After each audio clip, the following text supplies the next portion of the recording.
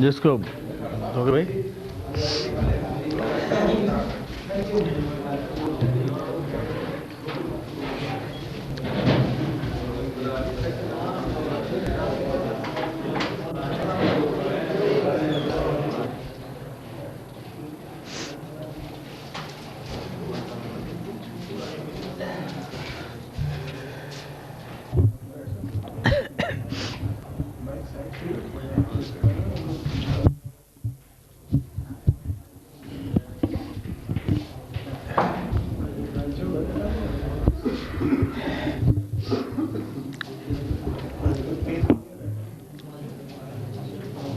بسم اللہ الرحمن الرحیم والعصر ان الانسان لفی خسر الا الذین آمنوا وعملوا الصالحات وتواصوا بالحق وتواصوا بالصبر.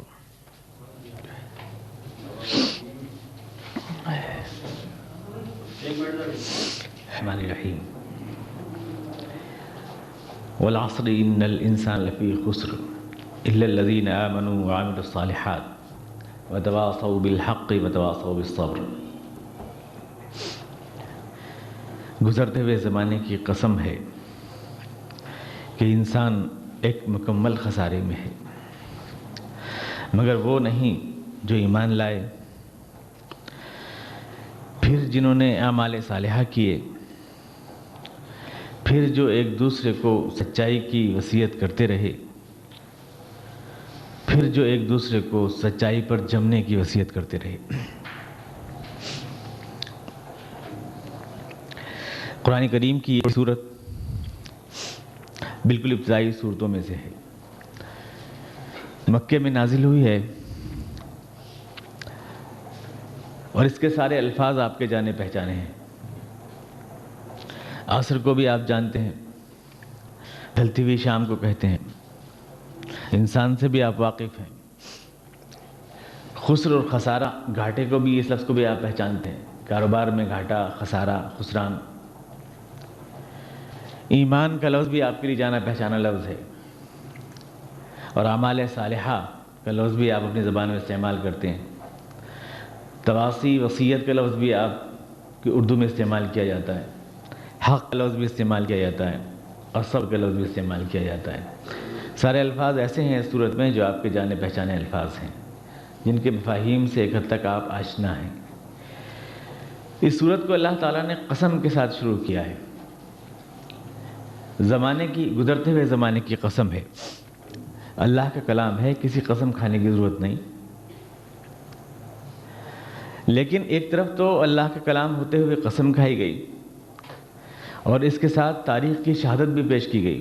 قسم بھی زمانے کی اور تاریخ کی کھائی گئی، اس لیے کہ جو دعویٰ اللہ تعالیٰ فرما رہا ہے کہ انسان مکمل خسارے میں اور مکمل گھاٹے میں اتنا بڑا ہے کہ اس کے لیے اتنی ہی بڑی دلیل اور اتنی ہی بڑی تاکید چاہیے. تو اللہ تعالیٰ نے اپنا کلام تاریخ کی شہادت کے ساتھ اور اپنی قسم کے ساتھ اس حقیقت کو بیان فرمایا کہ انسان مکمل گھاٹے میں ہے، خسارے مکمل میں ہے. العصر، تاریخ کی اللہ تعالیٰ نے قسم کھائی. العصر، گزرتا ہوا زمانہ، سورج جو آپ جانتے ہیں، ڈھلتی ہوئی شام. یہ اس بات کا اشارہ دینے کے لیے کہ انسان کی زندگی جو ہے وہ ایک ڈھلتی ہوئی شام ہے، فرد کی زندگی میں بھی اور اجتماع کی زندگی میں بھی. ہم فرد کی زندگی میں دیکھتے ہیں آدمی بچپن سے جوان ہوتا ہے، اور پھر بڑھاپے کا ذوق اس محلال اس کے اوپر طاری ہو جاتا ہے. ہم اجتماعی زندگی میں دیکھتے ہیں کہ نہ جانے کتنی تہذیبیں اس دنیا میں پیدا ہوئی ہیں، بڑی ہیں، اٹھی ہیں، جوان ہوئی ہیں، نیچے آ گری ہیں. نہ جانے کتنی سلطنتیں، نہ جانے کتنی بادشاہتیں، نہ جانے کتنے ذل الہی یہاں جلوہ افروز ہوئے ہیں اور ختم ہو گئے ہیں. اپنی شان و شوکت کے پھررے لہرا کر تاریخ کے صفحات میں نام و نشان نہیں ملتا، ڈھونڈے سے نظر نہیں آتے. کہاں جلے ایک قمقمے کی طرح اور بجھ گئے، کوئی جانتا نہیں. انسان کو چڑھتا ہوا سورج نہیں ہے، انسان ڈھلتی ہوئی شام ہے. انسان کی تاریخ جو ہے زوال کی ایک مکمل داستان ہے، گرنے کی، بربادی کی، تباہی کی. اور اس کو مزید وضاحت کیا اللہ تعالیٰ نے کہ انسان خسارے مکمل میں ہے، پورے ٹوٹے میں ہے انسان. دوسری آیت میں اللہ تعالیٰ نے ارشاد فرمایا کہ انسان کو ہم نے مشکل حالات میں پیدا کیا ہے. لقد خلقنا الانسان فی کبد. مشکل حالات میں روٹی کے ایک ایک لقمے کے لیے کمر توڑ محنت کرتا ہے صبح سے شام تک. اس کے بعد جو ہے اس کے ساتھ مرض لگے ہیں, گھاٹے لگے ہیں, خسارے لگے ہیں, دوستوں کی بے وفائیاں ہیں. جن پہ بھروسہ کرتا ہے وہی دھوکہ دے جاتے ہیں. جن کے ساتھ ساری خوشیاں وابستہ ہوتی ہیں وہی انسان کو چھوڑ کے اکیلا چلے جاتے ہیں. یہ درد اور یہ اذیت وہ ہے جو صرف انسان کے حصے میں آئی ہے, پوری کائنات میں کسی کے حصے میں نہیں آئی. انسان جو ہے احساس کی شدت اپنے اندر رکھتا ہے. انسان روٹی کے ایک لقمے کے لیے کمر توڑ محنت کرتا ہے, اپنے اسٹیٹس بنانے کے لیے کرتا ہے. پھر اس کے ساتھ مرض لگے ہیں, کوئی بھی جان لیوا مرض, کوئی بھی دکھ, کوئی بھی درد کا احساس. اس کے اپنے اس کو چھوڑ کے چلے جاتے ہیں. جو رشتے اس کو پیارے ہیں وہ اسے روٹ جاتے ہیں. بالکل اپنے لوگ دغا دے جاتے ہیں. یہ ساری چیزیں جو ہیں, خوف ہے. قرآن کریم نے کہا وَلَنَبْلُوَنَّكُمْ بِشَيْءٍ مِّنَ الْخَوْفِ وَالْجُوعِ وَنَقْصٍ مِّنَ الْأَمْوَالِ وَالْأَنفُسِ وَالثَّمَرَاتِ. ہم انسان کو آزماتے ہیں. خوف کے حالات, دہشت کے حالات انسان کے اوپر عائد ہوتے ہیں, طاری ہوتے ہیں انسان پر. انسان کو مال میں, جائیداد میں نقصان پہنچتا ہے آدمی کو. آدمی اپنوں کے دیے ہوئے دکھ و درد کو محسوس کرتا ہے. آدمی کے اپنے پیارے اس کے آنکھوں کے سامنے اٹھ جاتے ہیں. یہ سارے درد جو زندگی بھر اس کے ساتھ لگے رہتے ہیں, یہ صرف انسان کا خاصہ ہے. انسان کے علاوہ کسی کو یہ نہیں ملتے. افلاس, دکھ درد, روٹی کے ایک لقمے کے لیے تڑپنا, بھاگنا, دوڑنا, صبح سے شام تک پسینہ بہانا, یہ بات صرف انسان کے ساتھ ہے. لیکن اسی کے ساتھ دولت کی بہتات اور افراط بھی انسان کے لیے ایک اذیت کا سبب ہے, خوشی کا سبب نہیں ہے. جہاں افلاس انسان کے لیے خوشی کا سبب ہے, وہاں انسان نے آج مادی اسباب کی اس دنیا میں دوڑ میں ہوڑ میں جو کچھ بھی حاصل کیا ہے, اس کے بعد بھی انسان اپنے آپ کو کامیاب نہیں کہہ سکتا. لیوپولڈ ویسٹ جو ہیں, علامہ محمد اسد جو ایک مشہور مفکر ہیں, یہودی مفکر, بعد میں مسلمان ہوئے, انہوں نے اپنا واقعہ بیان کیا ہے. اسلام قبول کرنے کا ان کی کتاب ہے روڈ ٹو مکہ. اس میں اس کا ترجمہ ہوا ہے اردو میں, طوفان سے ساحل تک. اس میں لکھا ہے کہ میں جا رہا تھا ایک روز ایک زمین دوز ٹرین میں برلن کے اندر. ستمبر 1926 کا واقعہ لکھا ہے کہ زمین دوز ٹرین میں جا رہا تھا برلن میں. تو ٹرین میں نے محسوس کیا, میرے سامنے ایک آدمی بیٹھا تھا, بڑا خوشحال لگ رہا تھا. اس کے ہیرے کی انگوٹھی تھی, ایک قیمتی بیگ اس میں رکھا, اس کے پاس رکھا ہوا تھا. اس کی بیوی اس کے پاس بیٹھی تھی. خوشحالی کی جھلک تھی اس کے سامان کے اوپر. لیکن میں نے اس کے چہرے کو دیکھا تو اس کے چہرے پہ ایک اداسی نظر آئی, پھیلی ہوئی, جیسے کسی اذیت سے دو چار ہے, تکلیف کی اذیت سے دو چار ہے, پھیکی سی مسکراہٹ. میں نے محسوس کیا. پھر میں نے کمپارٹمنٹ کے دوسرے لوگوں پر نظر ڈالی تو مجھے ایسا لگا جیسے سارے ہی لوگ کسی چھپی ہوئی اذیت کا شکار ہیں. ہر آدمی پہ کوئی نہ کوئی اذیت ہے, کوئی نہ کوئی دکھ ہے. ایسا مجھے محسوس ہوا. میں نے اپنی بیوی سے کہا کہ دیکھو اس ٹرین میں سارے لوگ بیٹھے ہیں, ابھی حال ہی میں مغرب میں جو دولت آئی ہے اس کا اثر ان کے سامان پر, ان کے مال و اسباب کے اوپر ہے, لیکن ان کے چہرے دیکھو تو کتنے پریشان اور جیسے کسی اندرونی عذاب سے دو چار ہے, دکھ سے دو چار ہیں, ایسا لگتا ہے. بیوی نے میری تصدیق کی اس بات کی کہ ہاں لگتا ہے کہ جیسے یہ لوگ کسی عذاب سے, کسی دکھ سے دو چار ہیں, اندرونی دکھ سے دو چار ہیں. اس کے بعد ہم اپنے گھر گئے. میری ٹیبل کے اوپر قرآن کریم رکھا تھا. یوں ہی میں نے کھول کر دیکھا تو اتفاق سے سورہ تکاثر نکل آئی. قرآن کریم کی آیت تھی کہ الہاکم التکاثر حتی زرتم المقابر. دولت میں ایک دوسرے کی بڑھنے کی ہوس نے تمہاری زندگی کا سکون چھین لیا, یہاں تک کہ تم قبروں کے اندر جا گرے. ایک دوسرے سے بڑھنے کی ہوس نے تم کو قبروں تک پہنچا دیا. تو میں نے اپنی بیوی سے کہا کہ دیکھو قرآن کریم نے کتنی صحیح تصویر کھینچی ہے اور اس واقعے کا کتنا صحیح گرفت کی ہے اس نے, کہ انسان اس دنیا میں ایک جھوٹے نام و نمود کے لیے, ایک جھوٹی شوکت کے لیے اسباب تو مہیا کر رہا ہے, سامان تو کر رہا ہے, لیکن حقیقی مسرت سے اور حقیقی خوشی اور شادمانی سے انسان محروم ہے. ایسا لگتا ہے جیسے ہم خوش خود نہیں ہیں بلکہ دوسروں کو خوش دکھانے کی کوشش کریں. ہمارے پردے سرسرا رہے ہیں گھروں کے اندر, شاندار پینٹ کر رکھا ہے ہم نے مکانوں میں, اچھے کپڑے پہنتے ہیں, ہم خوبصورت کپڑے پہنتے ہیں, دوسروں کے سامنے شائستہ اتوار بننے کی کوشش کرتے ہیں. اندر سے ہمارے دل اتنے خوش نہیں ہوتے جتنا ہم دوسروں کو بتاتے ہیں کہ ہم کتنے خوش ہیں. اور ساری زندگی ہماری اسی بتانے میں گزر جاتی ہے کہ جیسے ہم وہ ہیں جو نظر نہیں آ رہے، حالانکہ ہم وہ نہیں ہوتے جو دوسروں کو نظر آتے ہیں۔ بعد میں لکھا ہے کہ صرف اسی واقعے نے مجھے اسلام کے قریب لایا کہ اس نفسیاتی اذیت کی کتنی صحیح تصویر کھینچی ہے قرآن کریم نے، اور یہی واقعہ مجھے اسلام کے اندر لایا۔ روڈ ٹو مکہ میں انہوں نے لکھا ہے۔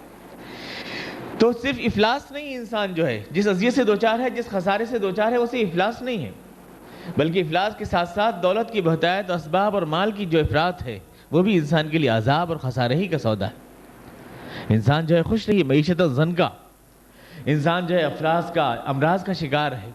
آج یورپ اور امریکہ کے جتنے بھی اور یورپ کے جتنے بھی ممالک ہیں، اگر آپ دولت کے اعتبار سے دیکھیں تو سب سے خوشحال ممالک ہونے چاہیے، لیکن آپ دیکھیں گے کہ سب سے زیادہ ذہنی مریض، دماغی مریض انہی ممالک میں پائے جاتے ہیں۔ دولت اگر کوئی خوشی بخش سکتی یا مسرت بخش سکتی یا کوئی خسارہ نہ ہوتی وہ اس کا ملنا، تو کم از کم یہ ممالک جو دنیا میں دولت کے گڑھ کہے جاتے ہیں، یہ تو کم از کم جو ہے خوشحال اور پرمسرت ملک کہلائے جاتے، لیکن حقیقت میں ایسا نہیں ہے۔ ٹینشن، دماغی امراض جتنے ان ممالک میں ہیں، اتنا تو ایشیائی ممالک میں ہے بھی نہیں۔ تو انفرادی زندگی میں انسان جس خسارے کا سامنا کر رہا ہے وہ یہ ہے، اور اجتماعی زندگی میں انسان جن نظاموں کو تجربہ کر رہا ہے، جن نظام حیات کا تجربہ کر رہا ہے، وہ بھی انسان کو مکمل تباہی اور ہلاکت کے اندر پہنچا رہے ہیں۔ حقیقی شادمانی انسان کو یہاں نہیں مل رہی ہے، مستقبل میں کیا ہونا ہے وہ بھی انسان جانتا نہیں اپنے بارے میں، ایک بے یقینی کے اندھیرے میں آدمی کھو رہا ہے۔ تو قرآن کریم اس واقعے کی پوری تاریخ کے اندر تصویر کھینچ رہا ہے کہ یہ آج کی صورتحال نہیں ہے، بلکہ زندگی میں پوری تاریخ کی شہادت ہے کہ انسان ہمیشہ اسی طرح ٹھکریں کھاتا رہا، انسان اسی طرح ہمیشہ برباد رہا۔ آدمی کو کبھی سکھ کی دولت نہیں ملی، اطمینان کی دولت نہیں ملی، آدمی کبھی کامیاب نہیں ہوا، اس مادی دنیا میں بھی آدمی کبھی کامیاب نہیں ہوا۔ اور حقیقی خسارہ تو انسان کا وہ ہے کہ انسان اپنی اس حقیقی منزل سے محروم ہے جو آدمی کی حقیقی منزل ہے، اور اس کے بعد جب وہاں وہ پہنچے گا اور معلوم ہوگا اس کو کہ جہاں وہ پہنچا اس کے لیے کوئی تیاری اس کے پاس نہیں تھی، اور جب اپنے پروردگار اپنے رب کے سامنے کھڑا ہوگا، یہ آدمی کے خسارے اور مکمل خسارے کی انتہا ہو۔ تو خسارہ مکمل ہے یہ انسان۔ یہاں بھی انسان جو ہے خوشیاں بٹورنے میں لگا رہا، لیکن خوشیاں بٹور نہیں سکا۔ شروع سے آخر تک، بچپن سے لے کے جوانی، جوانی سے بڑھاپے تک آدمی دولت کماتا ہے، خرچ کرتا ہے، وسائل اکٹھا کرتا ہے، اور اس کے سامنے ارمان اور آرزوئیں ایسے سامنے رہتی ہیں جیسے کہ یعنی ہر خواہش اور ہر خوشی جب تک آدمی کو ملتی نہیں تب تک دلکش لگتی ہے، اور ہاتھ میں خوشی آنے کے بعد حباب کی طرح پھوٹ جاتی ہے، اس میں کوئی کشش نہیں رہتی، کوئی اٹریکشن نہیں رہتا۔ آدمی کو لگتا ہے کہ آدمی ایک شراب کے پیچھے بھاگ رہا تھا، ایک فریب کے پیچھے بھاگ رہا تھا۔ یہ ہمارا آپ سب کا تجربہ ہے۔ تو قرآن کریم اس بات کو کہہ رہا ہے کہ انسان مکمل خسارے میں ہے، اتنا کہ بیوقوف بن رہا ہے حالات کے ہاتھوں۔ جن کوششوں میں مصروف ہے، جس جدوجہد میں لگا ہوا ہے، وہ اس کو نہ مسرت بخش پا رہی ہیں، نہ اس کو کامیابی دے پا رہی ہیں، نہ اس کے بنائے ہوئے نظام زندگی میں اس کو کامیاب کر رہے ہیں، اور نہ وہ آنے والی زندگی کے اندر کو کامیابی کی راہ استوار کر رہا ہے۔ تو اس کے علاوہ اور خسارے مکمل اور کیا ہو سکتا ہے؟ اس لیے نخرے کے ساتھ اللہ نے فرمایا کہ انسان مکمل خسارے میں ہے۔ صحیح علم نہیں ہے انسان کے پاس، انسان جانتا نہیں میری منزل کیا ہے، میں کہاں سے آیا ہوں، مجھے کرنا کیا ہے، میری پوزیشن کیا ہے، کون سے کام مجھے کرنے چاہیے، کن چیزوں میں میری خوشی اور میری حقیقی کامیابی مضمر ہے۔ آدمی اس بات کو جانتا نہیں ہے، اس لیے اپنی عقل سے جو نظام تراشتا ہے، جو نظریے بناتا ہے، زندگی کے جو اصول اور جڈف بناتا ہے، وہ انسان کو حقیقی خوشی دے نہیں پاتے، بخش نہیں پاتے۔ تو قرآن کریم نے اس کی پوری تصویر کھینچی کہ انسان مکمل گھاٹے میں ہے، سارے کے سارے لوگ گھاٹے میں ہیں۔ وہ کوئی نظام بنا لیں دنیا میں، کامیاب نہیں ہو سکتے، وہ زندگی گزارنے کے اصول بنا لیں، کامیاب نہیں ہو سکتے، جن مقاصد کو وہ تراشتے ہیں خوشی کے لیے، وہ ان کو خوشی دے نہیں سکتے، اس سے ان کے من کا سکون مل نہیں سکتا، اس سے ان کے ہونٹوں پہ مسکراہٹ آ نہیں سکتی، جو انسان نے اپنے لیے جینے کا ڈھنگ بنایا ہے۔ سب گھاٹے میں ہیں اور اس کے بعد ہوتے ہیں، اور جو اس سے پہلے تھے وہ شروع نہیں، وہ کامیابی کا راستہ نہیں ہے۔ اگر آپ دیکھیں تو یہ وہی اللہ ہے جو لا الہ الا اللہ میں ہے۔ ہم نے پہلے کہا لا الہ، اللہ کے سوا جتنے بھی غیر اللہ ہیں ان کی اطاعت کا راستہ جتنا بھی تھا وہ خسر کا اور خسارے کا راستہ تھا، اور الا اللہ کے بعد ہم نے جو کہا اللہ کا بتایا ہوا راستہ جو ہے وہ کامیابی کا راستہ ہے جو اللہ تعالیٰ بتا رہا ہے۔ آگے اس اللہ کے بعد یہ ٹرننگ پوائنٹ ہے جہاں سے آپ کی ترجیحات بدل جاتی ہیں، جہاں سے آپ کا سچشمہ علم بدل جاتا ہے، زندگی میں آپ کا راہبر کون ہو یہ بات بالکل بدل جاتی ہے۔ آپ کن اصولوں کو پسند کریں گے زندگی گزارنے کے لیے، اس کا بالکل تعین بدل جاتا ہے اس اللہ کے بعد۔ تو یہ اللہ بہت اہم ہے. 4 چیزیں اللہ تعالیٰ ارشاد فرما رہا ہے. الا الذین آمنوا وعملوا الصالحات وتواصوا بالحق وتواصوا بالصبر. اس اللہ کے بعد یہ 4 چیزیں ہیں. الا الذین آمنوا، پہلے یہ کہ آپ ایمان لائیں. کامیابی کا راستہ یہ ہے کہ آپ ایمان لائیں. وعملوا الصالحات، آپ اعمال صالحہ کریں. وتواصوا بالحق، آپ حق کی وصیت کریں، حق کی طرف دعوت دیں. وتواصوا بالصبر، آپ ایک دوسرے کو استقامت پر جمنے کی تلقین کریں. یہ 4 چیزیں، یہ کامیابی کا نسخہ.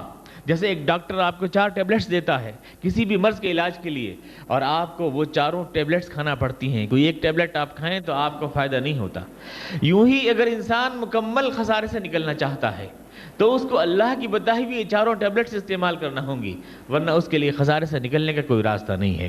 پہلے ایمان، اور ایمان کے بعد عمل صالح، اور عمل صالح کے بعد تواصی بالحق، اور تواصی بالحق کے بعد تواصی بالصبر. تو آج کے درس میں ان 4 پوائنٹس کی آپ کے سامنے تشریح کرنا ہے جو اللہ تعالیٰ نے ہمیں انسان کو خسارے سے نکلنے کے لیے بتائے ہیں. تاریخ سے، پورے تاریخ میں جو خسارہ انسان کو نظر آتا ہے، ہماری انفرادی زندگی میں جو خسارہ ہمارے ساتھ لگا ہوا ہے، اور تمام اجتماعی نظاموں کا جو خسارہ جس نے انسان کو دھکے دیے ہیں اور انسان کو جو ہے گمراہی کے اندھیروں میں بھٹکایا ہے، اس سے نکلنے کے لیے خداوند قدوس ہمیں جو راہ بتا رہا ہے، اس پر ہمیں سنجیدگی کے ساتھ سوچنا چاہیے کہ وہ کیا راستہ ہے، وہ کیا چیز ہے جو اللہ تعالیٰ بتا رہا ہے. تو اس میں پہلی چیز ہے ایمان. الا الذین آمنوا، وہ لوگ گھاٹے میں نہیں ہیں جو ایمان لائے. ایمان کیا شے ہے؟ ایمان کیا چیز ہے؟ اللہ پر، اس کے رسول پر ایمان کا مطلب یہ ہے کہ آپ علم کا وہ حقیقی راستہ تلاش کر لیتے ہیں جہاں سے آپ کو زندگی کے ہر سوال کا جواب مل سکتا ہے. آپ اپنی عقل سے اور اپنے تجربات سے اور اپنے مشاہدات سے زندگی کے ہر سوال کا جواب نہیں پا سکتے. آپ کون ہیں اس کائنات میں؟ آپ کی حیثیت کیا ہے؟ آپ یہاں کیوں آئے ہیں؟ آپ کو کس نے پیدا کیا ہے؟ آپ کا خالق اور مالک آپ سے چاہتا کیا ہے؟ کون سے اصولوں میں آپ کی کامیابی مستور ہے؟ کن اصولوں سے آپ کامیاب ہو سکتے ہیں اور کون سے اصول آپ کو ناکام کرتے ہیں؟ یہ علم صحیح، یہ صحیح علم جو ہے آپ کو آپ کی عقل نہیں دے سکتی، کیونکہ عقل تو آپ کی زندگی کی ابتدائی سوال بھی حل نہیں کر سکتی. عقل تو آپ کو یہ بھی نہیں بتا سکتی کہ یہ کائنات کی شروعات کیسے ہوئی، آپ پیدا کیسے ہوئے، آپ اس کائنات میں آئے کیسے. عقل تو ان سوالات کا جواب بھی نہیں دے سکتی، کیونکہ عقل ہماری ادھوری ہے. آخری یہ کائنات شروع ہوئی ہے تو اپنے آپ کیسے شروع ہو گئی؟ کبھی آپ سوچیں، اپنے آپ اس دنیا میں پہلا ذرہ اگر پیدا ہوا تو کس طرح سے پیدا ہوا؟ ہم اس دنیا میں آئے تو کیسے آئے؟ زندگی کی ابتدا کیسے ہو گئی؟ یہ چلتا پھرتا جاگتا انسان، یہ شعور رکھنے والا یہ انسان کہاں سے پیدا ہو گیا؟ یہ دیکھتا بولتا زندگی میں، زندگی کی حقیقت کہاں سے بکھر گئی؟ یہ پھول کہاں سے نکل آئے؟ یہ طرح طرح کے چمن کہاں سے کھل گئے؟ آپ سوچنے بیٹھ جائیں تو ان سوالوں کا جواب آپ پا نہیں سکتے. آپ کی عقل جواب نہیں دے سکتی ان ساری چیزوں کا. ہمیں جو عقل خداوند قدوس نے دی ہے وہ اتنی محدود ہے کہ وہ صرف چند قدم ہمیں چلنے کا راہ دکھا سکتی ہے، لیکن ہمارے سامنے جو ہے تمام راہ کو روشن نہیں کر سکتی، پوری زندگی کے سوالات کا جواب نہیں دے سکتی. زندگی میں کامیابی کن اصولوں میں ہمارے لیے ہے، ہمارا ماضی کیا ہے، ہمارا حال اور ہمارا مستقبل کیا ہے، اس پورے پر روشنی ہماری عقل نہیں ڈال سکتی، کیونکہ عقل نامکمل ہے. تو اللہ پر ایمان کا مطلب یہ ہے کہ وہ جو علیم اور جو بصیر ہے، جو دیکھنے والا، سننے والا اور حقیقی معنی میں جاننے والا ہے، ہم نے اس کا دامن پکڑ لیا. اور رسول کا مطلب یہ ہے کہ رسول یہ وہ واسطہ ہے جو اللہ سے وہ روشنی لے کر ہم تک پہنچاتا ہے. رسول پر ایمان لانے کا مطلب یہ ہے کہ رسول یہ وہ واسطہ ہے جو اللہ پر ایمان لانے کی روشنی ہم کو بتاتا ہے، ہم تک پہنچاتا ہے. خداوند قدوس نے رسول کو کہا ہے آفتاب، سراجم منیرہ کہا اللہ تبارک تعالیٰ نے. رسول کے لیے لفظ بولا گیا سراج منیر. رسول خدا علیہ الصلوۃ والتسلیم آفتاب ہے. آفتاب کی خاصیت کیا ہوتی ہے؟ آفتاب روشنی دیتا ہے، آفتاب راہیں دکھاتا ہے، آفتاب حرکت دیتا ہے، سودوں کو حرکت میں لاتا ہے. آفتاب، سورج جب نکلتا ہے تو سودوں کو بھی خبر ہو جاتی ہے کہ صبح ہو گئی.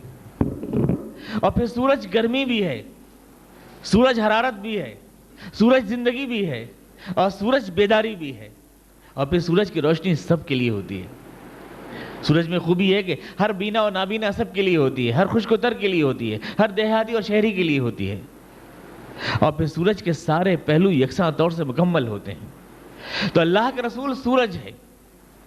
سورج کا مطلب یہ کہ وہ زندگی ہے، توانائی ہے، حرارت ہے اور طاقت ہے ہمارے لیے.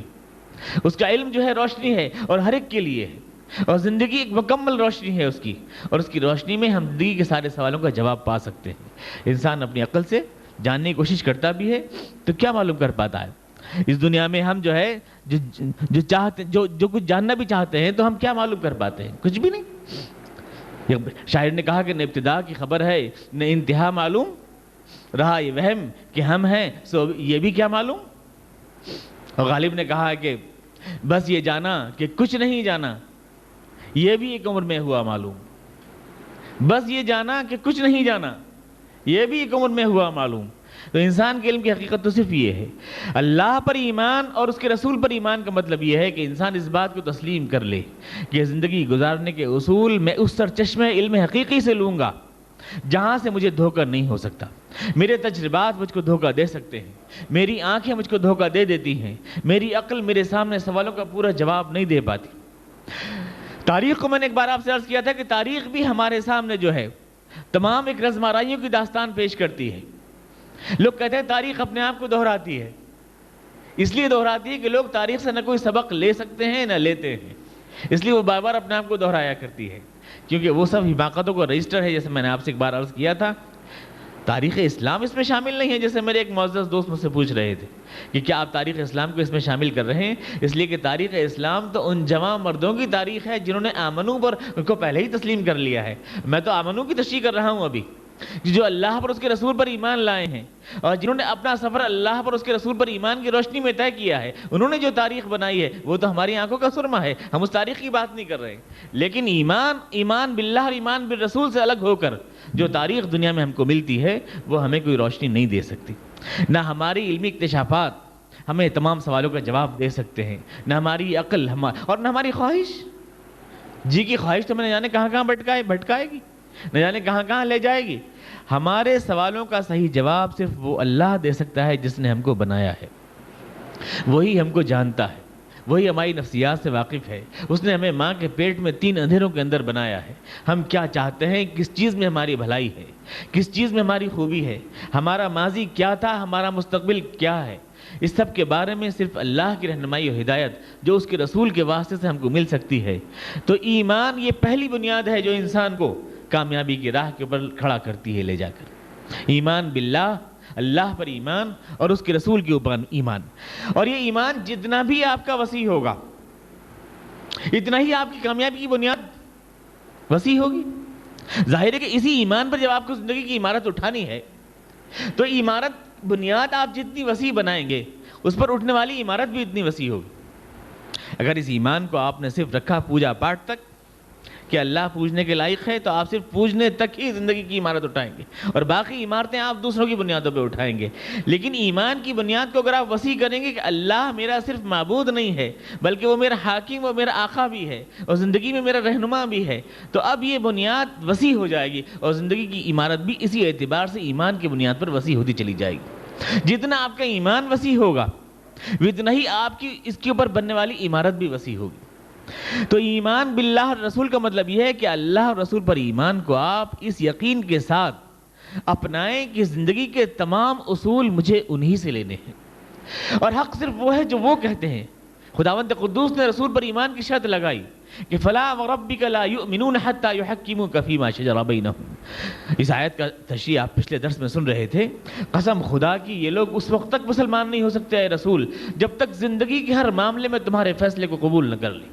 تو اللہ کے رسول پر ایمان لانے کا مطلب صرف یہ نہیں ہے کہ آپ محمد رسول اللہ کا کلمہ پڑھ لیں، بلکہ اس کا مطلب یہ ہے کہ زندگی کے تمام معاملات میں وہ رہنمائی اور وہ ہدایت جو اللہ کے رسول دیتے ہیں جب تک آپ اس کو تسلیم نہیں کر لیتے، چاہے وہ تمدن ہے یا سیاست ہے یا معیشت ہے یا معاشرت ہے، تب تک ایمان باللہ اور بالرسول کے تقاضے پورے نہیں ہو سکتے اور اس کو ایمان نہیں کہا جا سکتا۔ وہ ایمان نہیں ہے۔ ایمان کلمہ پڑھ لینے کا نام نہیں ہے، ایمان زبان سے کہہ دینے کا نام نہیں ہے۔ ایمان جو ہے کوئی وربل انفارمیشن نہیں ہے کہ زبان سے کہہ دیا بات ہو گئی، بلکہ یہ ایک قلبی ایقان ہے، یہ ایک کیا کارڈل فیتھ، دل کے اندر بیٹھا ہوا ایک یقین ہے، اور جب یہ یقین ہوتا ہے تو یقیناً اس بیج سے کوئی پیڑ بھی پھوٹنا چاہیے۔ جب ایک بیج ہے دل میں تو اس بیج سے کوئی پیڑ پھوٹنا چاہیے۔ جب کسی بات کا یقین ہم کو ہوتا ہے تو وہ یقین ہمارے اعمال کی شکل میں ظاہر ہوتا ہے۔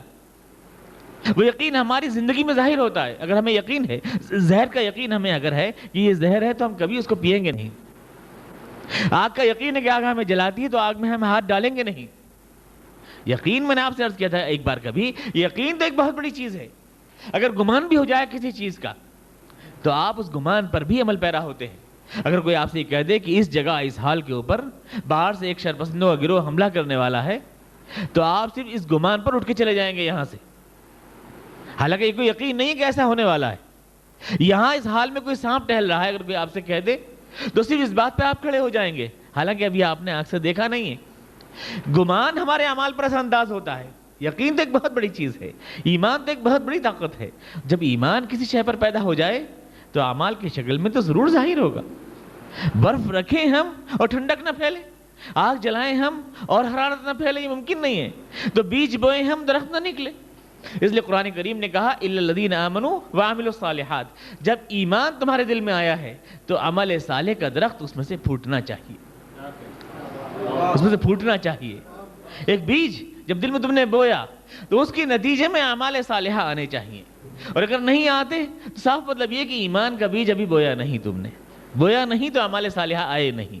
قرآن کریم دھیرے دھیرے اپنی بات کو آگے بڑھا رہا ہے, اسٹیج بائی اسٹیج آپ کو سمجھا رہا ہے, اور جس منزل تک پہنچانا چاہتا ہے اس منزل تک آپ کو پہنچائے گا. الذین آمنوا, کہ ایمان آپ اپنے اندر پیدا کریں, اور ایمان جب پیدا ہوگا تو یہ ایمان آپ کی پوری زندگی بن جائے گا, پوری زندگی کو اوڑھ لے گا. سردی میں لحاف اوڑھ لیتا ہوں, میں اپنا کوئی ہاتھ اس سے نکلنے نہیں دیتا, پیر نکلنے نہیں دیتا, اس کو پوری طرح اوڑھ لیتا ہوں. میں کوئی گوشہ میرے جسم کا باہر نہ رہنے پائے اس لحاف سے, یہ میری کوشش ہوتی ہے. ایمان کو اگر میں اوڑھ لوں, تو میری زندگی کا کوئی گوشہ اس سے کیوں نکلنے پائے گا, اور میں کیوں نکلنے دوں گا اس میں سے. پوری زندگی کو اوڑھ لوں گا میں اس میں. کیا میرے انفرادی تعلقات, کیا میرے اجتماعی تعلقات, کیا میری معیشت, کیا میری معاشرت, کیا میری زندگی کے اصول, کیا میری شادی بیاہ, سب کچھ کے اوپر میں ایمان کو اوڑھ لوں گا, اگر واقعی ایمان میرے اندر آ گیا ہے. تو ایمان باللہ اور ایمان بالرسول کے بعد عمل صالح, قرآن کریم کہہ رہا ہے کہ عمل صالح جو ہے وہ آپ کے اندر لازمی طور سے پیدا ہونا چاہیے. اب قرآن کریم کی, اگر آپ عربی کو آپ جانتے ہیں, تو آپ اس بات کو بلکہ اردو میں بھی لفظ آپ سمجھ سکتے ہیں کہ قرآن کریم عمل کہہ رہا ہے, فعل نہیں کہہ رہا ہے. عمل کہہ رہا ہے, عمل, فعل نہیں کہہ رہا ہے. اور الصالحات کہہ رہا ہے, خیر نہیں کہہ رہا ہے. خیر بھی کہتے ہیں اچھے کو, اور فعل بھی کہتے ہیں کام کو. فعل خیر بھی کہا جا سکتا تھا, لیکن قرآن کریم نے ان دونوں لفظ کو ایوائڈ کر کہا ہے عمل اور صالحات. فعل میں اور عمل میں فرق ہے. فعل تو ایک کام کے کرنے کو کہتے ہیں, لیکن عمل ایک کام کو منظم انداز میں کرنے کو کہتے ہیں. ایک کام کو منظم انداز میں کیا جائے, ایک بار ہو کے نہ رہ جائے. یہ میں نے کیا ہے اور اس پر کام ہو رہا ہے, ان دونوں باتوں میں فرق ہوتا ہے. اس سڑک پر کام ہو رہا ہے, اس بلڈنگ پر کام ہو رہا ہے, اس پروجیکٹ پر کام ہو رہا ہے, تو قرآن کریم عمل کا لفظ بول رہا ہے, اس پہ ورک, یہ ہو گیا ایک بار میں, ایسا نہیں ہے, بلکہ ایک منظم عمل. اور الصالحات کا لفظ بول رہا ہے, صلاح کے معنی عربی میں آتے ہیں سنوارنے کے, سنوارنے کے. اس صالحات کے لفظ میں قرآن کریم کو یہ دعویٰ پوشیدہ ہے کہ قرآن کریم جن اصولوں کی دعوت آپ کو دیتا ہے, تمدن کا سنوار انہی کے اوپر ڈیپینڈ کرتا ہے. اس کے بغیر تمدن اور سماج اور معیشت اور معاشرت کی اصلاح ہو نہیں سکتی. وہ صالحات کا لفظ اس لیے بول رہا ہے, خیر کا لفظ نہیں بول رہا ہے. یہ خالی نیکی کا کام نہیں ہے, خالی بھلائی کا کام نہیں ہے, بلکہ یہ بھی کہ تمہاری صلاح و فلاح اس کے اوپر ڈیپینڈ ہے, زندگی کی اور آخرت کی. اس لیے صالحات کا لفظ قرآن کریم نے بولا. تو فعل کے لفظ کو ایوائڈ کر کے عمل کا لفظ بولا, اور صالح اور خیر کے لفظ کو ایوائڈ کر کے صالحات کا لفظ بولا قرآن کریم اس بات کو سمجھانے کے لیے کہ ایمان کے نتیجے میں جو زندگی آتی ہے, اللہ پر, اس کے رسول پر ایمان کے نتیجے میں جو زندگی آتی ہے, وہ زندگی یہاں کی زندگی کو بھی صلاح اور فلاح سے دوچار کرتی ہے, یہاں بھی آپ کو کامیاب کرتی ہے. یہ خسر کی زندگی نہیں ہوتی, بلکہ یہ کامیابی کی زندگی ہوتی ہے. وعملوا الصالحات. اب اس کے بعد آتا ہے تواسی. تواسی کا لفظ, وتواصوا بالحق. آپ اگر ایک حقیقت پر ایمان لائے ہیں اور ایک بیج آپ نے دل میں بویا ہے, تو یہ ممکن نہیں ہے کہ آپ صرف ایمان پہ محنت کرتے رہیں اور آگے کی منزلوں میں قدم نہ بڑھائیں. یہ ممکن نہیں ہے. میں نے آپ سے عرض کیا تھا, ایک ڈاکٹر نے اگر آپ کو 4 ٹیبلٹس دی ہیں, تو آپ خالی ایک ٹیبلٹ کھا کر مطمئن نہیں ہو سکتے ہیں کہ ایمان پہ کام ہو تو رہا ہے, بس کافی ہے.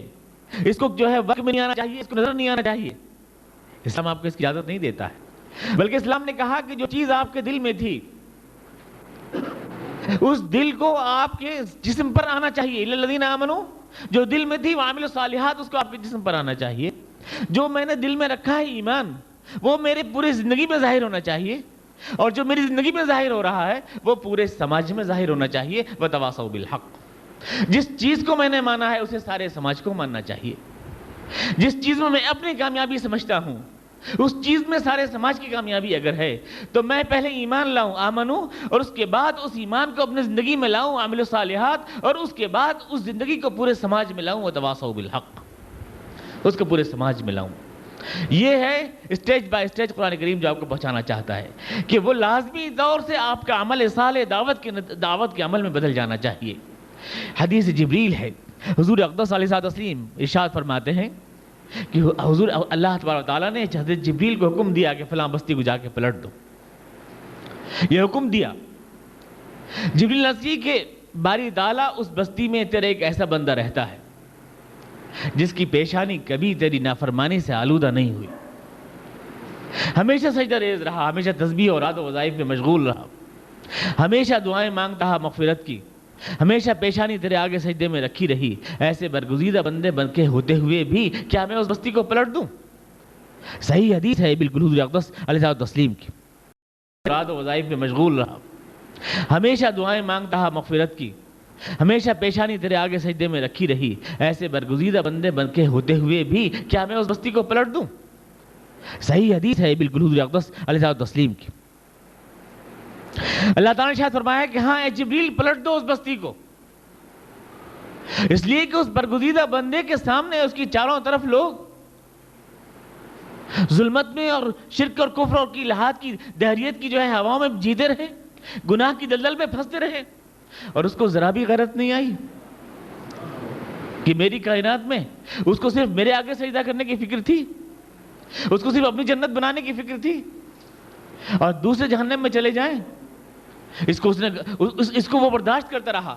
تو ہاں اے جبریل اس بستی کو پلٹ دو، اس لیے کہ دنیا بنانے میں لگا رہا اور اس کے چاروں طرف لوگ جو ہے بندگان خدا بھٹکتے رہے، اپنی عاقبت کو خراب کرتے رہے، اور دنیا میں بھی جو ہے اپنا انجام برباد کرتے رہے، اس کو ذرا غیرت نہیں آئی۔ تو اے جبریل پلٹ دو تم اس بستی کو۔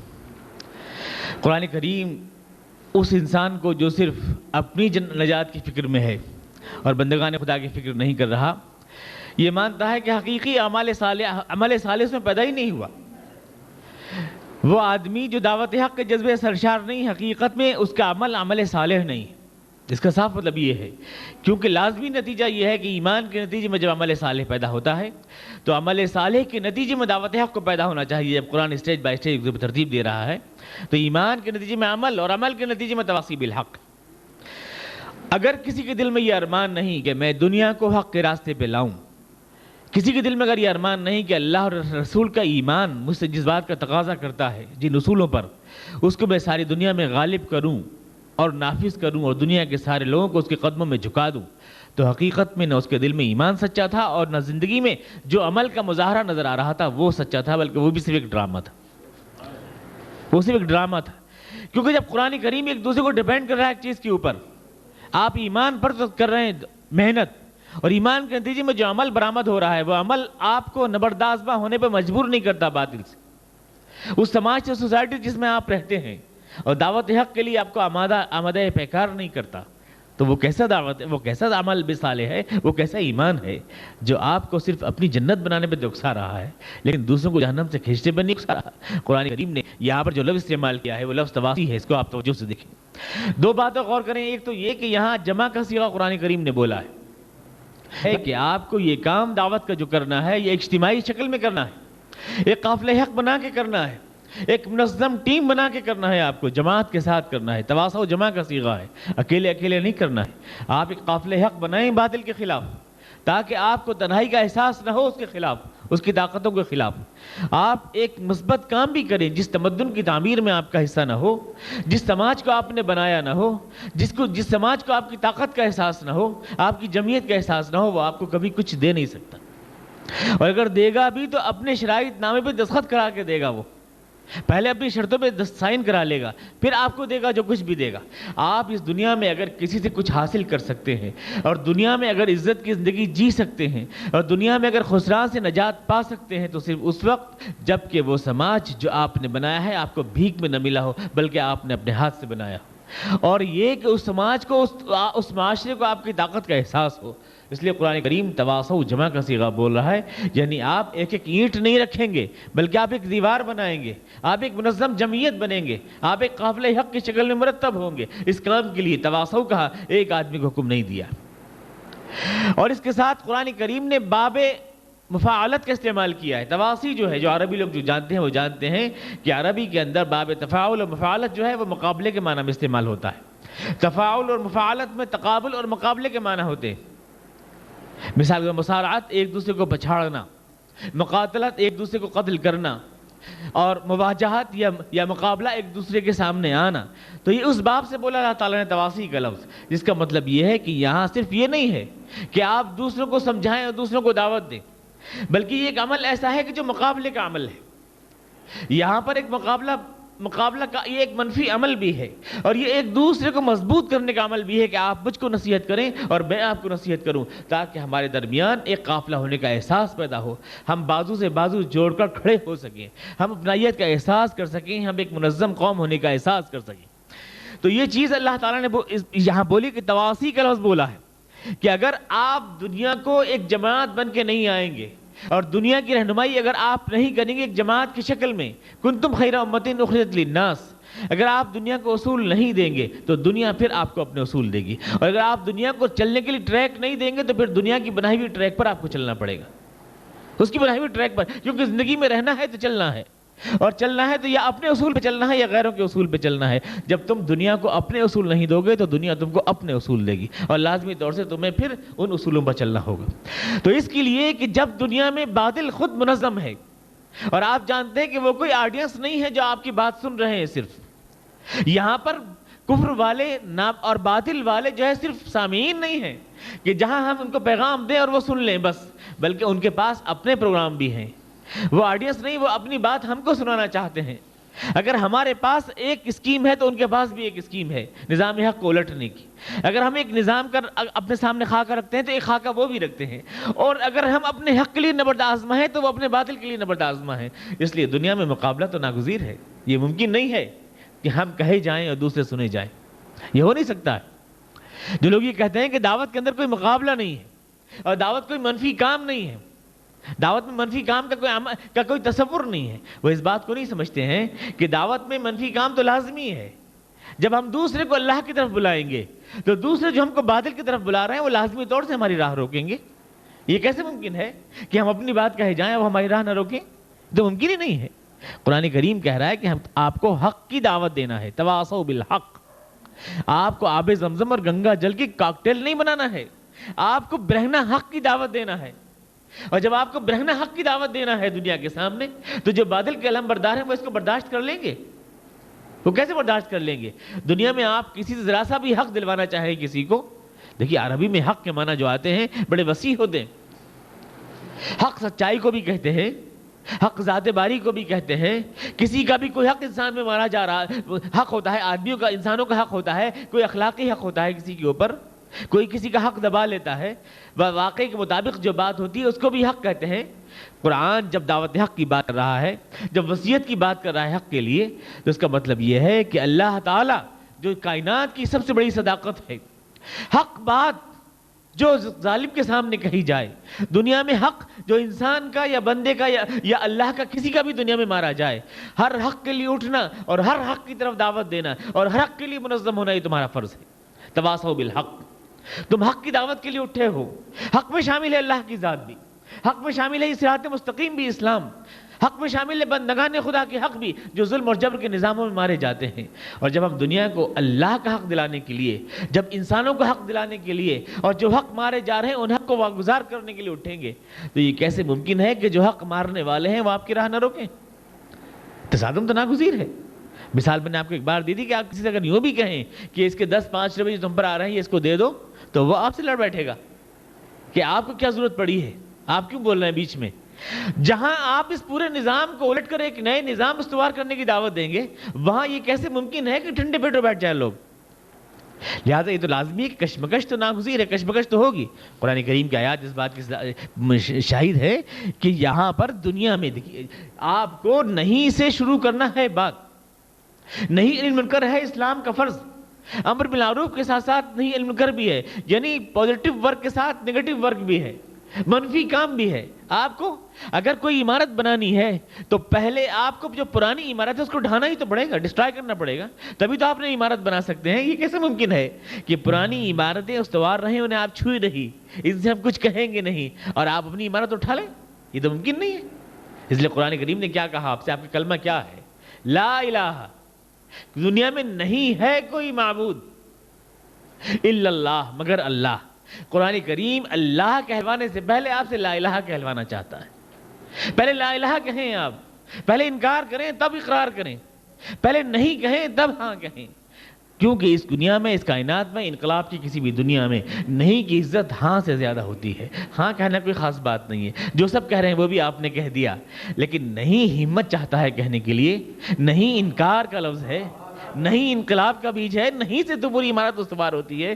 اس لیے لا الہ سے اسلام شروع ہوتا ہے۔ جو لوگ کہتے ہیں کہ اسلام کی دعوت صرف پازیٹو ہے اور نگیٹو نہیں ہے، وہ اسلام کے کلمے کو ہی نہیں پہچانتے، حقیقت میں وہ اسلام کلمے کو نہیں پہچانتے۔ ہمیں تو حقیقت میں اس کے لیے جب خداوند قدوس نے کہا کہ تواسی، اپنے آپ منظم ہونا ہے، اور جب اپنے آپ منظم ہونا ہے تو اس کا صرف مطلب یہ ہے کہ ہمیں دوسروں سے کٹ جانا ہے، کیونکہ تنظیم کے مقابلے میں ہجرت کا لفظ آتا ہے، ہر ڈیبٹ کے مقابلے میں ڈپازٹ ہوتا ہے۔ جب ہم جڑیں گے تو اس کا مطلب دوسروں سے کٹ جائیں گے، اور جب لا الہ کی بنیاد پر ایک قافلہ حق بنیں گے تو اس کا مطلب یہ ہوگا کہ داعی اور مدعو یہ دو گروہ بن جائیں گے، ایک وہ جو بلانے والے ہیں، ایک وہ جن کو بلایا جا رہا ہے، اور ظاہر ہے کہ یہ دونوں ایک نہیں ہو سکتے۔ میں آپ سے عرض کروں، میں کوئی نفرت کی تعلیم نہیں کر رہا ہوں، میں یہ نہیں کہہ رہا ہوں کہ مدعو گروہ سے ہم کو نفرت کرنا ہے۔ داعی اور مدعو ہم محبت کا رشتے ہی سے تو بلانا چاہتے ہیں دوسروں کو۔ جو اسلام مجھے عزیز ہے، جو حق مجھے عزیز ہے، جس پر میں نے اپنی زندگی کو ڈھالا ہے، جس پر میں نے ایمان لایا ہے، اس کو میں اگر دوسرے تک پہنچانا چاہتا ہوں تو یہ نفرت کا نہیں بلکہ محبت کا رشتہ ہے۔ اسلام محبت کی چھاؤں اور محبت کی برسات ہے، کوئی نفرت نہیں ہے، یہ نفرت کی تعلیم نہیں ہے، لیکن یہ حقیقت ہے کہ ایسی شکل میں جب کہ ہمیں قافلہ حق ہیں تو ہم اپنے ایک الگ وجود رکھتے ہیں، الگ منظم ہوں گے ہم ان لوگوں کے لیے جن کو ہمیں دعوت دینا ہے۔ آج کچھ لوگ ہیں، اس میں یہ بات مجھے کہنے کی ضرورت اس لیے پیش آئی کہ آج کل دعوت کا لفظ بہت بولتے ہیں لوگ، ہر آدمی بہت نئے نئے بول رہے ہیں، لوگ دعوت کا لفظ لوگ بول رہے ہیں کہ لوگوں کو دعوت دینا، جس کو دیکھو دکان کھول رہا ہے دعوت کی آج کل، اور دعوت کا ترجمہ کیا کرتے ہیں؟ غیر مسلموں تک اسلام پہنچانے کا مطلب کیا لیتے ہیں؟ محبت بھری باتیں کرنا، ان سے تعلقات کو بڑھانا، انفرادی حیثیت سے بات کرنا، کوئی منظم عمل نہیں ہے یہ ان کے نزدیک۔ قرآن کریم تواسی کا لفظ بول رہا ہے، باب مفالت سے بول رہا ہے، یعنی ایک عمل منظم عمل ہے یہ۔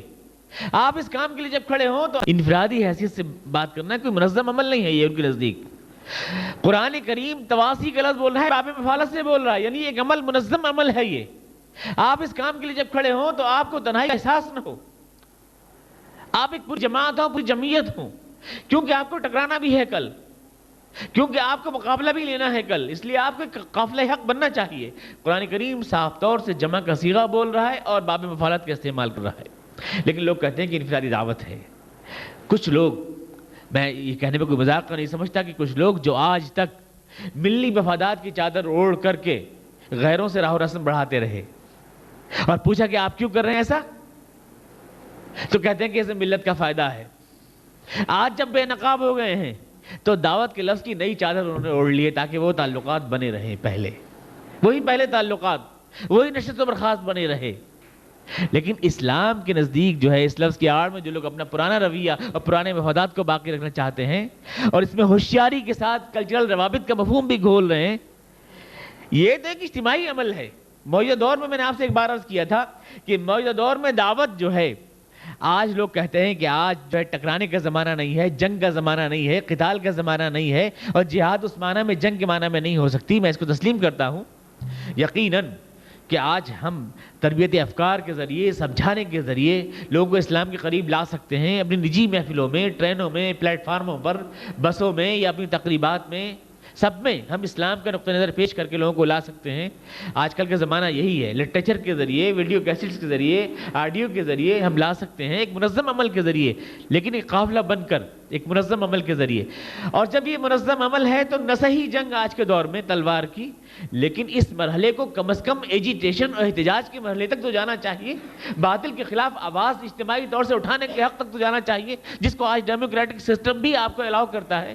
یہ حق بھی اگر آپ استعمال نہ کریں اور دعوت خالی اپنے روابط بڑھنے کا نام بن جائے تو معاف فرمائیں کہ یہ کوئی گورنمنٹ کی منظور شدہ سامپردائکتا ورودھی سمیتی نہیں ہے، مانیتا پراپت.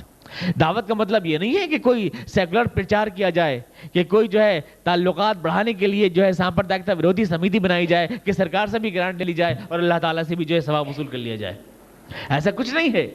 دعوت ہے تو پھر اسلام کی اور حق کی بے آمیز دعوت ہونی چاہیے، اور اس کی آڑ میں سیکولرسٹ لوگوں سے اپنے لیے سرٹیفکیٹ حاصل کرنا یا مفادات حاصل کرنا یا اپنے لیے امن پسند ہونے کا سرٹیفکیٹ حاصل کرنا یا اچھے انسان ہونے کا، اور اس کے بعد مقبول عام بن جانا، مقبول عام و خاص بن جانا، اور یہ کہنے کہ ہم دعوت کا عمل انجام دے رہے ہیں، یہ تو ایک دھوکہ ہے، یہ تو ایک فراڈ ہے. اسلام کی دعوت کا مطلب یہ ہے کہ آپ اسلام کو پیش کریں، اسلام کو پیش کریں، اجتماعی طور سے پیش کریں. نماز پڑھنے کی اجازت اگر آپ کو کوئی نظام دے رہا ہے تو نماز پڑھنے کا اجازت کا مطلب یہ نہیں ہے کہ وہ نظام اسلامی ہو جاتا ہے. میں نے آپ کو مثال دی تھی کہ حضور اقدس، آپ خود یہ ایک غور کریں کہ اگر آج اسلامی نظام قائم ہو جائے تو کیا کسی غیر مسلم کو وہ مندر میں جانے سے روکے گا؟ مان لیجیے ہندوستان کے اندر اسلامی نظام قائم ہے تو کسی بھی غیر مسلم کو مندر میں جانے سے، کسی عیسائی کو چرچ میں جانے سے وہ روکے گا نہیں. گھنٹیاں بجانے کی اجازت ہوگی، ناقوس بجانے کی اجازت ہوگی، گائے پوجنے کی بھی اجازت ہوگی، اپنے جلوس نکالنے کی بھی اجازت ہوگی، ہر چیز ہوگی، لیکن اس کی اجازت سے کیا وہ اسلامی نظام بن جائے گا؟ کیا کفر کا نظام بن جائے گا؟ اگر اسلامی نظام میں مندروں میں جانے کی اجازت ہو تو کیا وہ کفر کا نظام بن جائے گا؟ تو اگر کسی نظام کفر میں مسجد میں جانے کی اجازت ہو تو وہ اسلام کا نظام کیسے بن جائے گا اور کیوں بن جائے گا؟ محض اس بات سے نہیں بن جائے گا. اگر نماز کی اجازت کا سوال ہوتا تو میں آپ کو بتانا چاہتا ہوں کہ حضور اقدس علیہ الصلوۃ والتسلیم کو خانہ کعبہ میں نماز پڑھنے کی اجازت تھی. یہ جو واقعات آپ پڑھتے ہیں کہ حضور سجدے میں تھے تو اوجری لا کے رکھ دی آپ کی جو ہے کاندھوں کے اوپر، تو نماز پڑھ رہے تھے تبھی تو اوجری لا کے رکھ دی. خانہ کعبہ میں نماز پڑھ رہے تھے تو خانہ کعبہ میں تو حضور اقدس نماز ادا فرما رہے تھے.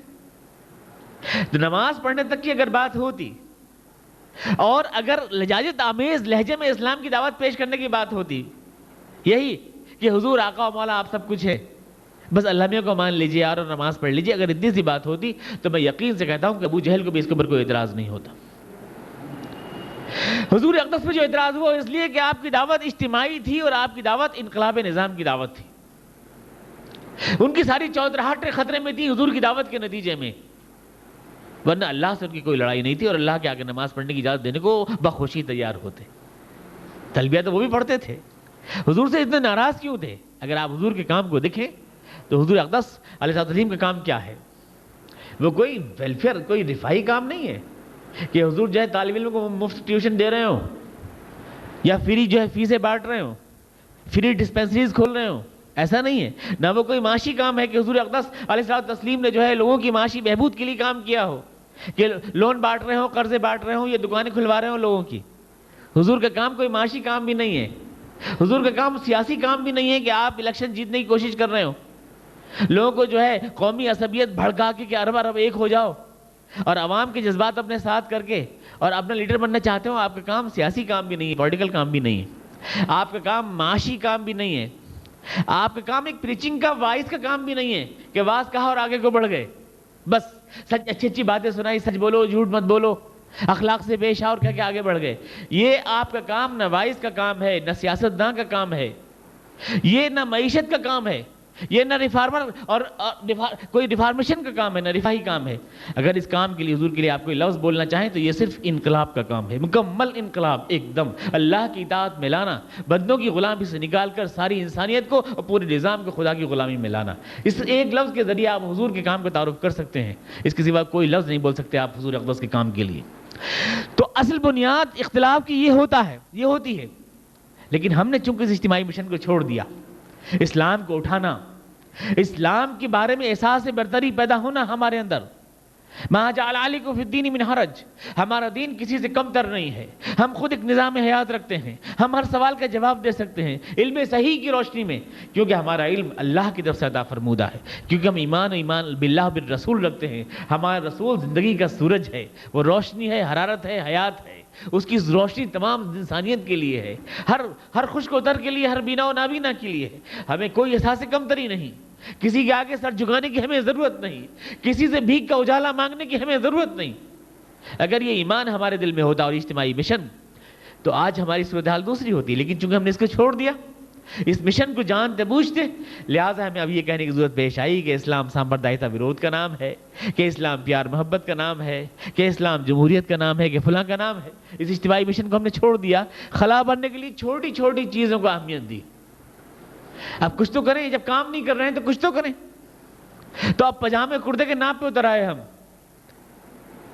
چھوٹی چیزوں کو اہمیت دی ہم نے۔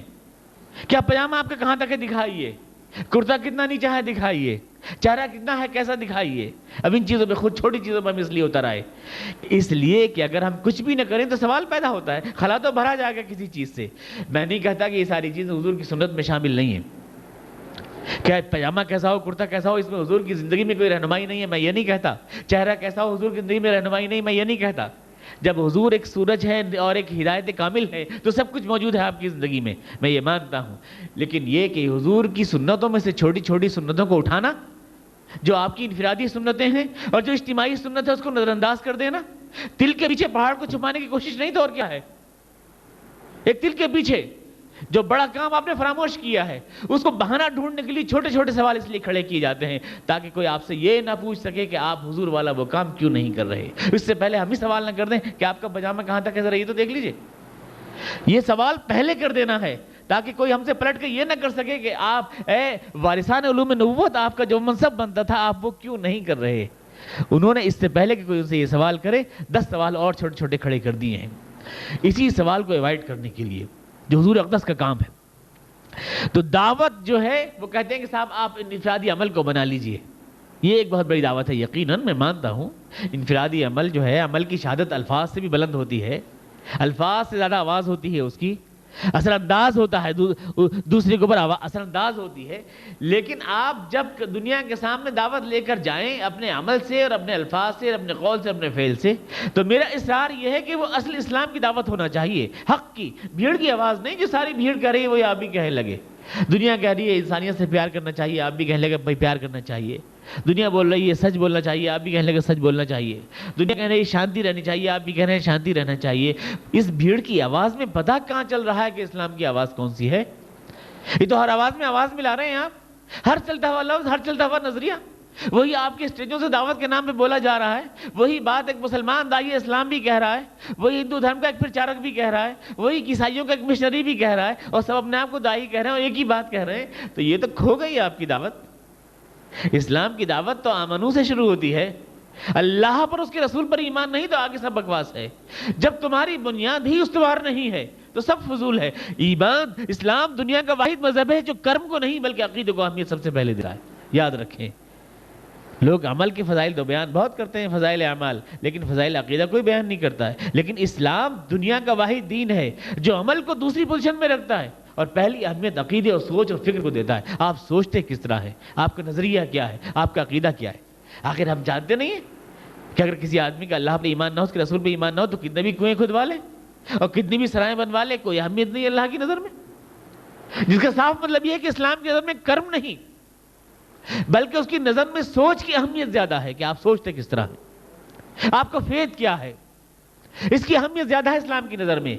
کرم اور مذاہب میں چلتا ہے، بس ہندو دھرم میں کرم کی اہمیت زیادہ ہے، ہمارے ہاں کرم کی اہمیت سیکنڈری ہے۔ پہلے یہ کہ آپ محمد صلی اللہ علیہ وسلم اللہ کے میسنجر ہیں اور اس کا پیغام لے کے دنیا میں آئے ہیں۔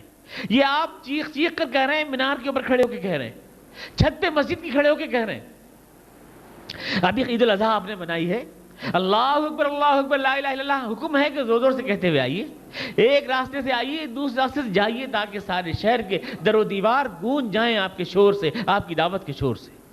دعوت کو اعلان دینا ہے، زور شور سے دینا ہے، خاموشی سے دب کے چپکے سے تھوڑی دینا ہے۔ وحید الدین خان صاحب نے ابھی رسالہ میں ان کے اس پہ آیا ہے، ٹائٹل کے اوپر لکھا ہے فرماتے ہیں کہ اگر قدرت کچھ اللہ کو اگر شور پسند ہوتا، دلچسپ جملہ ہے، کہتے ہیں پہلے فرنٹ پیج پر ہے کہ اللہ کو اگر شور پسند ہوتا تو ہر درخت پر لاؤڈ سپیکر لگے ہوئے ہوتے. یہ انہوں نے لکھا، اس پہ استدلال فرمایا ہے کہ اللہ کو اگر شور پسند ہوتا تو ہر درخت پر لاؤڈ سپیکر لگے ہوئے ہوتے. ہم نے کہا اللہ کو اگر خاموشی پسند ہوتی تو ہر درخت پر سائلنسر لگے ہوئے ہوتے. آخر آپ یہ جو آپ زور شور سے اذان دے رہے ہیں کھڑے ہوئے، ارے اللہ بہت بڑا ہے، بہت بڑا ہے، گھر میں بیٹھ کے کہیے. عید کو جا رہے ہیں، خامخواہ سڑک پہ شور مچاتے ہوئے جا رہے ہیں، ادھر سے بھی شور مچا رہے ہیں، ادھر بھی شور مچا رہے ہیں. ذرا خیال نہیں کر رہے غیر مسلموں کے محلے بھی آئیں گے، ذرا نہیں سوچ رہے آپ یہ شور کیوں مچا رہے ہیں. اسی لیے تو کہ ایک کان سن لے اس آواز کو، اس کو آپ سنانا چاہتے ہیں، کیونکہ اس بات کو صرف ماننا نہیں ہے بلکہ ساری دنیا سے منوانا بھی ہے، اور اس کے اوپر خود چلنا نہیں ہے بلکہ پورے تمدن کو چلانا بھی ہے. آپ تو اس لیے چھوٹے ہوئے ہیں نا کہ آپ عربی میں کہتے ہیں وہ عربی سمجھتے نہیں ہیں، لیکن صحابہ کرام جس زبان میں بولتے تھے وہ اس کو عربی کو خوب سمجھا کرتے تھے، اور اس لیے دعوت حق تھی کھلم کھلا، اور یہ اذان بھی دعوت حق تھی. یہ کلمہ دعوت تھا اور کھلم کھلا تھا اور اعلان تھا، چھپ کے نہیں تھا، کیونکہ دعوت چھپ کے نہیں دی جاتی ہے. کوئی بھی پیغام چھپ کر نہیں دیا جاتا ہے، یہ کوئی چوری نہیں ہے. اگر یہ امانت ہے اور پہنچانا ہے تو اس کو اعلان پہنچنا چاہیے ساری دنیا تک. تو وتواصوا بالحق. اب اس کے بعد جو ہے آپ کو اللہ تعالیٰ فرما رہا ہے کہ جب آپ یہ دعوت لے کے اٹھیں گے تو چوتھا مرحلہ پھر آپ کے سامنے آئے گا. چوتھا مرحلہ صاف طور سے اس بات کو کلیئر کر دیتا ہے جو بات میں نے آپ سے ابھی کہی تھی کہ جب آپ حق کی دعوت لے کے اٹھیں تو یہ ممکن نہیں کہ تصادم نہ ہو اور کشمکش نہ ہو. اور اس کا صاف اشارہ موجود ہے الصبر میں کہ استقامت کے مراحل آئیں گے. پھر جب آپ حق کی دعوت لے کے کھڑے ہوں گے تو آپ کے خلاف کھڑا ہو جائے گا پورا ماحول، اور اس میں جو آزمائشیں آپ کو درپیش ہوں گی ان کے مقابلے میں جمے رہنا اور ثابت قدم رہنا، یہ ایمان کا آخری تقاضا ہوگا جو آپ کو نبھانا ہوگا. تو ایمان کے نتیجے میں آپ کو عمل صالح نے زندگی میں اس ایمان کو لانا ہوگا اپنی، اور عمل صالح کے بعد دعوت حق یعنی پورے سماج میں لانا ہوگا آپ کو اس دعوت کو، اس ایمان کو، اور اس کے بعد بھی صبر کی جو مشکلات آئیں گی ان کا مقابلہ کرنا ہوگا اور ثابت قدم رہنا ہوگا آپ اس راہ کے اندر. تو یہ وہ سفر ہے جو ایمان سے شروع ہو کر اور استقامت کے اوپر جا کے ختم ہوتا ہے. ایمان بنتا ہے عمل، اور عمل بنتا ہے دعوت، اور دعوت بنتا ہے استقامت، اور یہاں سے شروع کر وہاں تک وہ پہنچتا ہے.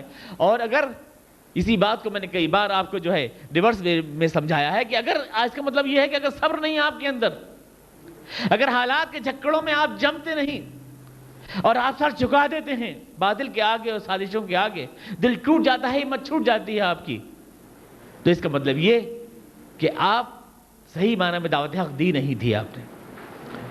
اگر باطل آپ کو پریشان نہیں کر رہا ہے، اگر آپ کی راہ میں پھول بچھا رہا ہے، اگر آپ کے کلمے کو سر آنکھوں پر لے رہا ہے، تو اس کا مطلب یہ ہے کہ آپ نے کوئی سچی دعوت دی نہیں تھی. سچی دعوت دیتے تو وہ مراحل آتے جو انبیاء کرام کی راہ میں آتے ہیں، جو صحابہ کرام کی راہ میں آئے تھے، جو حضور اقدس کی راہ میں آئے تھے. وہ مراحل تو آتے، لیکن کیوں نہیں آ رہے؟ یہ مراحل کیوں نہیں آ رہے ہیں؟ اس لیے کہ وہ راہ نہیں ہے. ہم جس راہ تک یہاں اسکول تک آئے اور واپسی میں وہ ساری گلیاں وہ موڑ ہم کو نہ ملے، تو اس کا مطلب یہی تو ہوگا کہ یہ وہ راہ نہیں ہے. تو اگر حضور اقدس کی راہ میں، صحابہ کرام کی راہ میں، انبیاء کرام کی راہ میں، اس ایمان و دعوت کی راہ میں جو مراحل آئے اگر ہماری راہ میں نہ آئے تو صاف ظاہر ہے کہ یہ وہ دعوت نہیں ہے، یہ وہ ایمان نہیں ہے، یہ وہ عمل صالح نہیں ہے. الٹا آپ اس کو لے جائیے کہ اگر وہ استقامت نہیں تو آپ نے دعوت نہیں دی تھی، اور دعوت نہیں دی تھی تو کیوں نہیں دی تھی؟ اس لیے کہ حقیقی معنی میں عمل صالح آپ میں آیا نہیں تھا. اور عمل صالح کیوں نہیں آیا تھا؟ اس لیے کہ آپ کے دل میں ایمان نہیں تھا. ایمان ہوتا تو پھر عمل ہوتا، اور عمل ہوتا تو تواصی بالحق، اور تواصی بالحق ہوتا تو تواصی بالصبر بھی ہوتا. یہ پوری ایک چین تھی جس کی ایک کے بعد دوسرے کے نتیجے میں نکلنی چاہیے تھی. نہیں نکل رہی ہے تو آپ ایمان کا دعویٰ ہی جھوٹ کر رہے تھے، وہ دعویٰ ہی آپ کا جھوٹ تھا، اور اس پر محنت کے دعوے ہی آپ کے غلط تھے. اور جب یہ بات ہے تو ہم یوں بھی کہہ سکتے ہیں پھر کہ اللہ کو جب کسی قوم کو کھڑا کرنا ہوتا ہے تو ضروری نہیں ہے کہ اس کی تربیت کا عمل سیدھی طرف سے کیا جائے. یہ کوئی ضروری نہیں ہے. آزمائش کے مراحل آتے ہیں. حضور اقدس نے فرمایا کہ ابتلا ضروری ہے، دعوت حق میں ابتلا ضرور آتی ہے. یقینی طے ہے کہ ابتلا دعوت حق کے لیے، اس کی کامیابی کے لیے ضروری ہے، اور ابتلا کے نتیجے میں نصرت آتی ہے حق کی ہمیشہ. یہ شہادت ہے قرآن کریم کی. حتیٰ اذا استیأس الرسل وظنوا انہم قد کذبوا جاءہم نصرنا، قرآن کریم کہتا ہے. ابتلا کے نتیجے میں جب رسول بھی چیخ اٹھتے ہیں کہ اللہ کی مدد کیوں نہیں آتی، تو اس وقت ہماری مدد آتی ہے. ہجرت حضور اقدس علیہ السلام کی زندگی پیش آئی طائف میں. حضور اقدس طائف میں کھڑے ہیں, پتھر لوگ آپ کے مار رہے ہیں, آپ کے پیر جو ہیں نالین مبارک خون سے بھرے ہوئے ہیں, آپ کی پیشانی مبارک سے خون جاری ہے, پتھر لگے ہونٹوں سے آپ دعا مانگ رہے ہیں اپنی قوم کے لیے, رحمت کی دعائیں مانگ رہے ہیں. کیا بے بسی کا حال ہے اللہ کے رسول کا, وہ جو محبوب خدا ہے, وہ محبوب خدا ایک اشارہ کریں تو زمین و آسمان دہل جائیں, عرش بری حرکت میں آ جائے. حدیث میں آتا ہے کہ اللہ فرشتے پہاڑوں کا فرشتہ آیا اور کہا کہ اللہ کے رسول اگر آپ اجازت دیں تو طائف کے دونوں سروں پر کھڑے پہاڑ آپس میں اس طرح ملا دوں کہ یہ قوم چکنا چور ہو جائے. اور یہ بدقسمت زمین جس کی زمین پہ آپ کے لہو کے قطرے گرے ہیں, یہ نیست و نابود ہو جائے. لیکن رسول خدا نے فرمایا کہ نہیں, زید ابن حارث جو آپ کے منہ بولے بیٹے ہیں, آنکھوں میں آنسو بھراتے ہیں, کہتے ہیں کہ یا رسول اللہ آپ ان کے لیے ہدایت کی دعائیں مانگتے ہیں, ان کے لیے رحمت کی دعائیں مانگ رہے ہیں, آپ یہ دعا بھی تو مانگیے کہ یہ بدقسمت زمین برباد ہو جائے جس نے آپ کے پتھر مارے, جس نے آپ کا یہ حال کیا کہ آپ بے ہوش ہو کر کے چٹانوں پہ گر پڑے اور آپ کے بے ہوش وجود کو مجھے اپنے ہاتھوں پہ لانا پڑا. رسول خدا پھر بھی دعائیں رحمت مانگ رہے ہیں ان کے لیے. لیکن کیوں ہے یہ دن اس رسول کے لیے جو حبیب خدا ہے, جو خاتم النبیین ہے, جو رسول آخر الزماں ہے, اس کے لیے یہ وقت, یہ مرحلے کیوں ہیں؟ اس لیے کہ یہ رسول کا یوم ابتلا ہے. طائف کے دن اللہ نے پوری کائنات کو دکھایا کہ لو دیکھو ہمارے رسول کو آزما لو, جیسے چاہو پرکھ لو. تم نے ان کو گھر میں بند بھی کیا, تم نے ان کے پتھر بھی مارے, تم نے ان کو گھسیٹا بھی, لیکن ان کے پائے ثبات میں ذرا بھی لغزش نہ آئی. اور جب کوئی قوم اور جب کوئی فرد یہ ثابت کر دے کہ وہ ابتلا کے مرحلوں میں ثابت قدم رہتا ہے تو اللہ کی نصرت کے دروازے کھل جاتے ہیں. اس لیے طائف کے نتیجے میں ہجرت کے دروازے کھلے, اور طائف کے فوراً بعد حضور اقدس نے ہجرت فرمائی. ابراہیم علیہ السلام کو آزمایا اللہ تبارک تعالیٰ نے کہ اپنے بیٹے کو قربان کرو. پتر دان سب سے مشکل ہوتا ہے کہا جاتا ہے, آدمی ہر چیز قربان کر سکتا ہے, اپنے بیٹے کو قربان نہیں کر سکتا. سب سے قیمتی قربانی خداوند قدوس نے مانگی, اور جب ابراہیم علیہ السلام اس قربانی کو دینے کے لیے تیار ہوئے تو قرآن کریم نے کہا وَإِذِ ابْتَلَىٰ إِبْرَاهِيمَ رَبُّهُ بِكَلِمَاتٍ فَأَتَمَّهُنَّ قَالَ إِنِّي جَاعِلُكَ لِلنَّاسِ إِمَامًا. ابراہیم کو خدا نے آزمایا کڑی آزمائش میں, اور وہ کھرا اترا تو میں نے کہا کہ ہاں ابراہیم میں تجھ کو ساری دنیا کا امام بناؤں گا. ابتلا کے نتیجے میں, آزمائش کے نتیجے میں خدا تعالیٰ کامیابی کے دروازے کھولتا ہے. اور احزاب کے دن صحابہ کرام کا یوم ابتلا تھا. ہنالک ابتلی المؤمنون, قرآن کریم نے کہا کہ اس دن تمام صحابہ کرام آزمائے گئے اور جھنجھوڑ ڈالے گئے, ان کے دل حلق میں آ گئے. لیکن طائف کے نتیجے میں حضور اقدس کو ہجرت کا راستہ کھلا, اور احزاب کے نتیجے میں فتح مکہ کا راستہ کھلا. احزاب کے بعد فتح مکہ ہوئی جس میں سارے عرب پہ اسلام کا پرچم لہرایا. تو آزمائشیں کامیابی کی راہ کھولتی ہیں, خداوند قدوس کا قانون ہے. اور جب کسی قوم پر آزمائش ہوتی ہے تو اس کا مطلب یہ کہ خدا کامیابی کی راہیں کھولنا چاہتا ہے, کامیابی کی راہیں کھولنا چاہتا ہے. تو میں آپ سے عرض کر رہا تھا کہ تربیت کا یہ عمل الٹا بھی ہو سکتا ہے. یعنی اگر خدا آپ کو آزمائش میں ڈالنا چاہتا ہے, اور خدا آپ پر آزمائشیں لا رہا ہے, اور خدا اگر آپ کے حالات کے جھکڑوں میں آپ کو کھڑا کر رہا ہے, جن پودوں کی جو ہے جڑیں نازک ہوتی ہیں ان کے تنے اس طرح سے طاقتور کی جاتے ہیں کہ اللہ تعالیٰ تیز جھکڑوں سے ان کا مقابلہ کراتا ہے, اور وہ نازک پودے تناور درخت بن جاتے ہیں. یہ خدا تعالیٰ ان کی جڑ مضبوط کرنے کا انتظام کرتا ہے. تو اسی طرح اگر خدا کسی قوم کے اوپر ابتلا و آزمائش ڈالتا ہے تو اس کا مطلب یہ کہ خدا اس کے اندر دعوت حق کی جرت پیدا کر رہا ہے, اور دعوت حق کی جرت پیدا کرنے کا مطلب یہ ہے کہ اس کے نتیجے میں اللہ اس کو یقینی طور سے جب ایک قوم دائی بنے گی تو وہ اس دعوت کو اپنی زندگی پر بھی لائے گی انشاءاللہ. اور جب لائے گی تو اس کے اندر وہ ایمان جو پہلے سے موجود تھا وہ اس سے تقویت پائے گا. یعنی تربیت کا یہ عمل ایمان سے شروع ہو کر جو صبر پہ ختم ہوا تھا, صبر سے شروع ہو کر ایمان تک بھی پہنچ سکتا ہے. میں کہنا یہ چاہتا ہوں کہ آپ جن حالات کے ہم دوچار ہیں اس وقت, اس میں سورہ والعصر ہم کو کس طرح سے ہمیں پیغام دیتی ہے وہ یہ. آج اگر آپ دیکھیں تو ہندوستانی مسلمان خاص طور سے حالات کے عجیب دو راہے پر ہے. سیکولرزم کا ابہام ختم ہو چکا ہے. جس ابہام میں لوگ چھپے رہتے تھے اب تو صف بندی مکمل ہو رہی ہے, یا ادھر یا ادھر. اب تو کھلا مقابلہ ہو رہا ہے. اب سارے ابہام ختم ہو گئے ہیں. اب دو تہذیبوں کا ٹکراؤ یہاں پر شروع ہو رہا ہے. اب جو لوگ اس ابہام میں اپنے آپ کو چھپاتے رہے, دو چار کی طرح آپ کو کھڑا ہو جانا ہے, یا اپنے دین کے لیے یا دوسرے کے آگے سر جھکانے کے لیے. یہ حالات آپ کے سامنے آ رہے ہیں.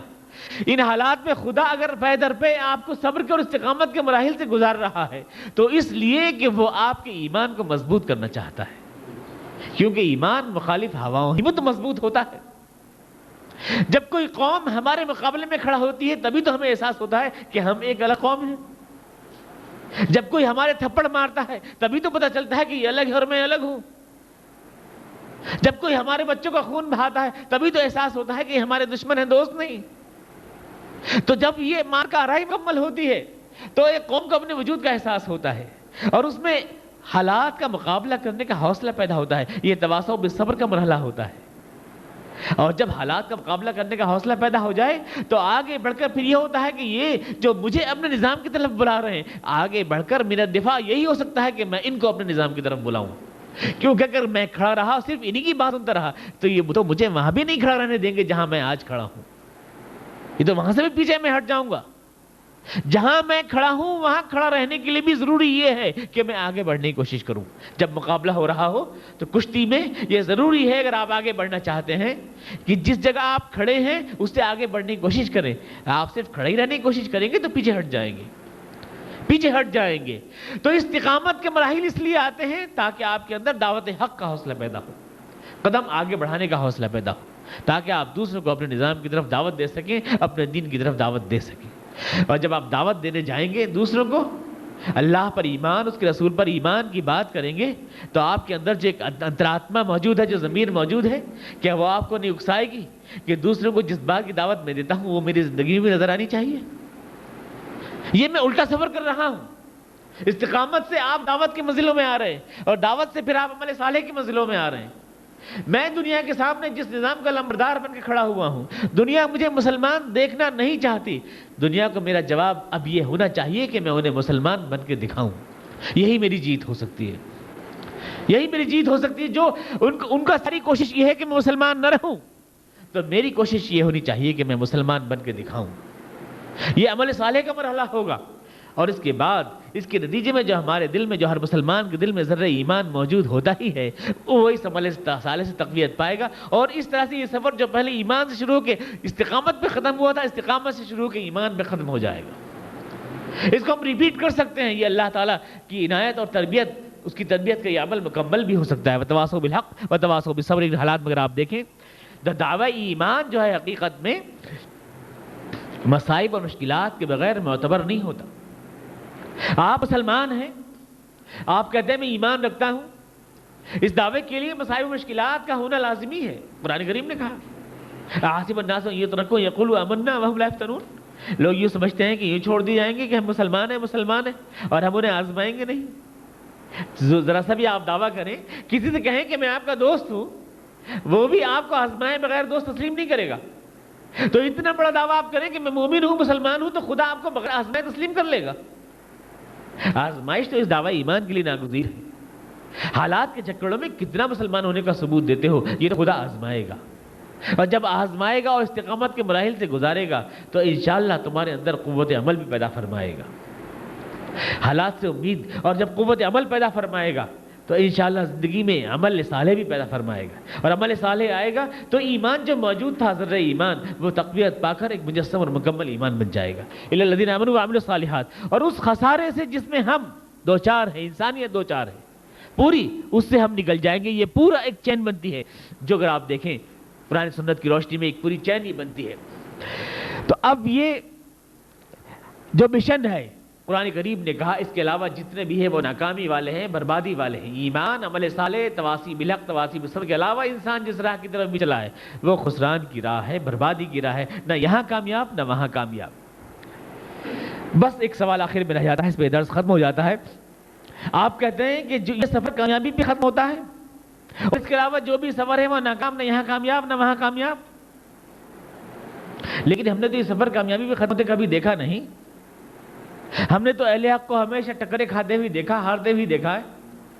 ہم تو بادل کی ولولہ انگیزی دیکھ رہے ہیں دنیا میں، اسی کا دور ہے، اسی کا ولولہ ہے، اسی کا غلغلہ ہے۔ آپ کہاں کتنے دن آپ دنیا میں رہے سر اٹھا کے جیے؟ آپ تو دوسروں کے پھینکے ہوئے ٹکڑے کھاتے ہیں، دوسروں کے لقموں کی جگالی کرتے ہیں آپ، اور آپ کہہ رہے ہیں کہ ہم فتح یاب رہنے والے اور ہم خسارے سے بچنے والے، اور ساری دنیا خسارے میں پڑنے والی۔ ایمان، عمل صالح، تواصی بالحق، تواصی بالصبر والے نہ دنیا میں خسارہ کھاتے ہیں نہ آخرت میں خسارہ کھاتے ہیں. اور ہم تو یہ دیکھتے ہیں کہ آپ ہی خسارے میں ہیں اور ہم فائدے میں ہیں. ہم تو اسلام کی تحریک کو کبھی بھی بردر بالا دیکھتے نہیں، تاریخ میں ہارتے ہوئے دیکھتے ہیں ہمیشہ. اس مشن کے لیے جو ہے خسر ہمیشہ آپ کی زندگی میں ہم نے دیکھا ہے. یہ قرآن جو وعدہ کرتا ہے یہ تو ہم نے کبھی دیکھا نہیں، کبھی کامیاب ہوتے دیکھا نہیں. چیچنیا میں آپ ہار گئے، بوسنیا میں آپ ہار گئے، افغانستان میں آپ ہار گئے، تاریخ میں ہر جگہ آپ ہمیشہ ہارتے آئے. باطل کا جھنڈا لہراتا رہا. آپ نے دنیا کو کیا دیا؟ آپ تو دنیا کے مانگے ہوئے اصولوں پہ چلتے رہے، دنیا کو کچھ دے بھی نہیں سکے. کوسنے کاٹنے کے علاوہ آپ اتنی بڑی بات کیوں کہتے ہیں؟ بس آپ یہ پوچھ سکتے ہیں. قرآن کریم تاریخ کو پیش کر کے دعویٰ کر رہا ہے کہ انسان خسارے میں ہے اور ایمان والے فائدے میں. حالانکہ ایمان والے خسارے میں ہو، ہر انسان فائدے میں ہے. الٹی بات کیوں کہہ رہا ہے قرآن کریم؟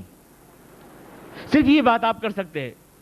لیکن آپ یہ دیکھیے کہ جو اس مشن کے لیے اٹھتے ہیں حقیقی معنی میں، وہ کبھی خسر اور کبھی گھاٹے سے دوچار نہیں ہوتے. قرآن کریم نے جو بات کہی اس کو سمجھنے کی کوشش کیجیے. یہ تحریک جو ہے اللہ تعالیٰ نے دعویٰ فرمایا ہے اور وعدہ فرمایا ہے، کبھی گھاٹے سے دوچار نہیں ہوتی ہے. زخم کھانا یا آنسو بہانا یہ گھاٹا نہیں ہوتا. آنسو کسی مجاہد کی آنکھ سے نکلتے ہیں تو تاریخ کا اجالا بن جاتے ہیں. وہ چراغ ہوتا ہے اس زندگی کا، اس کی روشنی میں لوگ قافلے چلتے ہیں، راہ پاتے ہیں. وہ گھاٹا نہیں ہے. شکست ہم نے کھائی ہو اس کا کیا سوال؟ ہم تو مقابلے میں آئے ہی نہیں. اس کشتی کو تو ہم خالی تماشائی ہیں. صرف مقابلے میں صحیح معنی میں آئے کب؟ جو مقابلہ کرتا ہے شکست تو وہ کھاتا ہے. ہم تو صرف کمیونزم اور جمہوریت اور سیکولرزم کی لڑائی دیکھتے رہے، دور بیٹھے ہوئے، اسٹیڈیم کے اندر بیٹھے ہوئے. ہم اس میں کودے ہی کہاں مقابلے کے لیے؟ اسلام کو لے کے اٹھے ہی کہاں جو شکست اور فتح کا سوال پیدا ہو؟ اٹھے ہی کہاں ہم؟ کون پیش کیا؟ اور جب اٹھے تو اسلام نے وعدہ یہ کیا تھا کہ کبھی بھی یہ تحریک مرے گی نہیں. یہ وعدہ ہم نے کیا تھا. وَلَن يَجْعَلَ اللَّهُ لِلْكَافِرِينَ عَلَى الْمُؤْمِنِينَ سَبِيلًا. خدا کافروں کا ارمان پورا ہونے نہیں دے گا. یہ وعدہ اللہ تعالیٰ نے کیا تھا. تو ہم کہہ سکتے ہیں کہ اسلامی تحریک مری نہیں ہے. حالانکہ پوری قوم کو ہم کھڑا کر نہیں سکے، لیکن اس چراغ کو بجھا نہیں سکا ہے کفر. شکل بدل بدل کر ہمیشہ یہ مشن کی تحریک چلتی رہی، ایک کے بعد ایک، کبھی مری نہیں. روپ بدل بدل کر آئی ہے. یہ حضور اقدس کی تحریک کی شکل میں تھی. اس کے بعد نہ جانے کتنی تحریکیں یا اسلام کی اٹھی. موجودہ دور میں یہ کبھی چیچنیا بن کے آئی، کبھی بوسنیا بن کے آئی. بوسنیا کا مسئلہ ختم ہوتا افغانستان بن کے آئی. اور وقت کی تمام فرعونی طاقتوں کو لہو لہو کر دیا ہمارے نوجوانوں نے. لہو لہو کر دیا، تاریخ کا رخ پلٹ دیا پورا. اور اس دور میں اسلام کی معجزاتی طاقت کا اظہار کیا. چوٹ کھانے کا نام شکست نہیں ہوتا، حوصلے ہار جانے کا نام شکست ہوتا ہے. لیکن اسلام نے چوٹیں کھائی ہوں، زخم کھائے ہوں، ایسا ممکن ہے کہ وہ تو ہمارے حضور نے بھی احد کی لڑائی میں کھائی. لیکن حوصلے ہار جانا کہ اس تحریک کی مشعل بجھ گئی ہو، ایسا کبھی نہیں ہوا. اس تحریک کو کوئی بند نہیں کر سکا، روک نہیں سکا. یہ ارمان دل سے مر گیا ہو، یہ چراغ بجھ گیا ہو اسلام کی دعوت حق کا، ایسا تاریخ میں کبھی ہوا نہیں. چوٹیں تو ایمان کا لطف اور بڑھاتی ہیں. اللہ پہ ایمان کا حقیقی مزہ ہی جب آتا ہے جب اللہ کے لیے خطرہ اٹھایا جائے، جب اللہ کے لیے چوٹ کھائی جائے. وہ سجدے جو میدان جنگ میں کیے جاتے ہیں، حضور اقدس نے دعائیں مانگی ہیں میدان جنگ میں، آپ ان کو پڑھیں تو ان کا لطف اور اس میں جو ایمان کا سوز اور گداز ہے، وہ کوئی شکست کا لہجہ تھوڑی ہے، وہ کوئی ہار تھوڑی ہے. اسے ہار نہیں کہتے، وہ تو جذبہ ہے. آنسو نکلے ہیں حضور اقدس کے بھی، احد کے اندر بھی نکلے. جب آپ ابن اسود کو دفن کر رہے تھے آپ کے آنسو نکلے ہیں. لیکن آنسو مجاہدوں کی آنکھوں کے آنسو جو ہوتے ہیں، جیسے میں نے عرض کیا، وہ تو اجالا ہوتے ہیں تاریخ کا. بیوہ کی آنکھ کے آنسو ٹسبے ہوتے ہیں جو زمین کی مٹی میں مل جاتے ہیں، لیکن یہ ٹسبے نہیں. مجاہدین نے جو ہے پوری تاریخ، ہمارے سارے قبرستان آباد کیے، ساری دنیا کے ہمارے لوہوں سے آج بھی آباد ہیں. ہم کہہ سکتے ہیں کسی نظریے کے لیے اتنی عظمتیں قربان نہیں ہوئیں، اتنے خون نہیں دیے گئے، اتنے جذبے نہیں قربان کیے گئے جتنے اسلام کے لیے کیے. پوری تاریخ میں یہ تاریخ زندہ ہے، کوئی اس کی مثال پیش نہیں کر سکتا ہے. تو اللہ ان کے ارمان پورے نہیں ہونے دے گا. یہ تحریک مر نہیں سکتی، یہ چراغ بجھ نہیں سکتا. اور جب کبھی اس کو صحیح معنی میں برپا کیا جائے گا، جو لوگ اس کو اپنی ہرد جان بنا لیں گے، زندگی کا حقیقی سکون یہاں بھی پائیں گے، اس دنیا میں بھی. کہ زندگی کا سکون اسباب میں نہیں ہے، غالیچوں میں نہیں ہے، آرائشوں میں نہیں ہے، پردوں میں نہیں ہے مکانوں کے. زندگی کا سکون اپنے منزل کو پہچان لینے میں اور اپنے مقصد کو پہچان لینے میں ہے اور اس کو پورا کر لینے میں ہے. جب کوئی مشن بنا لے اپنا، اس کے لیے وقف کر دے. آپ دیکھیں اپنا اگر ایک مقصد بنا کے دیکھیں زندگی کا، اسی اسلام کو بنا کے دیکھیں اور پھر اس کے لیے ٹائم وقف کر کے دیکھیں. اب دیکھ لیجئے گا کہ جتنا بھی سامان، آرائش، زیبائش کے ذریعے آپ نے سکون حاصل کیا، وہ ہمیشہ جو ہے شان کے ساتھ کھڑا رہا. کون ہرا سکا اسلام کو؟ کون طاقت مروب کر سکی اسلام کو؟ آج بھی کیا سمجھتے ہیں لوگ کے مقابلے میں طاقتیں آ رہی ہیں تو کیا ہم چھوڑ بیٹھے؟ ہمارے بچے یا ہمارے نوجوان اسلام سے بے وفا ہو گئے؟ اس دور ظہور حالی میں بھی بے وفا نہیں ہوئے. مقصد کی طرف کم ہوئی ہے ذرا، لیکن ایمان کی حرارت تو موجود ہے، جو ہر موقع پہ ابھر کے سامنے آ جاتی ہے، جو ہر موقع پر ہمیں ایک مسلمان بن کے زندہ رکھتی ہے. تو حقیقت یہ ہے کہ ہم نے اس مشن کو، اس تحریک کی مشن کو اگر دل میں جلا لیا اور یہ سمجھ لیا کہ ہم کون ہیں اور کس لیے آئے ہیں، تو ہم زمانے کا رخ پلٹ سکتے ہیں. ہم ناکامی اور خسارے سے بچ سکتے ہیں دنیا اور آخرت کے، اور اپنی منزل مقصود کو پا سکتے ہیں. بس یہ سورہ العصر کا پیغام ہے، جس کو اقبال مرحوم نے جو ہے 4 شعروں کے اندر پورا سمیٹ دیا ہے کہ غلامی میں ناکام آتی ہیں شمشیریں نہ تدبیریں، جو ہو ذوق یقین پیدا تو کٹ جاتی ہیں زنجیریں. جو ہو ذوق یقین پیدا، یقین محکم عمل پہ ہم محبت فاتح عالم. یقین محکم الی الذین آمنوا، عمل پہ ہم عامل صالحات، تواصوا بالحق محبت فاتح عالم. یقین محکم عمل پہ ہم محبت فاتح عالم. جہاد زندگانی میں ہے یہ مردوں کی شمشیریں. ولایت، بادشاہی، علم اشیاء کی جہانگیری، یہ سب کیا ہیں؟ فقط ایک نقطہ ایمان کی تفسیریں. کوئی اندازہ کر سکتا ہے اس کے زور بازو کا؟ نگاہ مرد مومن سے پلٹ جاتی ہیں تقدیریں. وآخر دعوانا الحمدللہ رب العالمین. اللہم صلی علی محمد وعلی آل محمد کما صلیت علی ابراہیم وعلی آل ابراہیم انک حمید مجید. اللہم بارک علی محمد وعلی آل محمد کما بارکت علی ابراہیم وعلی آل ابراہیم انک حمید مجید. ربنا اننا ظلمنا انفسنا وان لم تغفر لنا وترحمنا لنکونن من الخاسرین. ربنا اننا سمعنا منادیا ینادی للایمان ان آمنوا بربکم فآمنا. ربنا فاغفر لنا ذنوبنا وکفر عنا سیئاتنا وتوفنا مع الابرار. سبحان ربک رب العزة عما یصفون وسلام علی المرسلین والحمد للہ رب العالمین.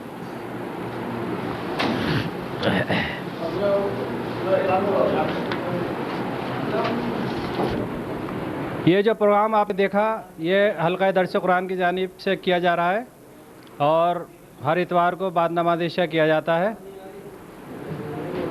اور ہم یہ مختلف موضوعات پر ہوگا. اب جو پروگرام ہو رہا ہے یہ پہلی تقریر تھی جو العصر پہ ہوئی، اور آئندہ پروگرام جو ہوں گے وہ 30ویں پارے کی جو مختلف آیات ہیں جو ہم لوگ قرآن میں پڑھتے ہیں اور نماز میں ہم پڑھتے ہیں، انشاءاللہ ان کی تشریح ہوگی. آپ زیادہ سے زیادہ تعداد میں آئیں.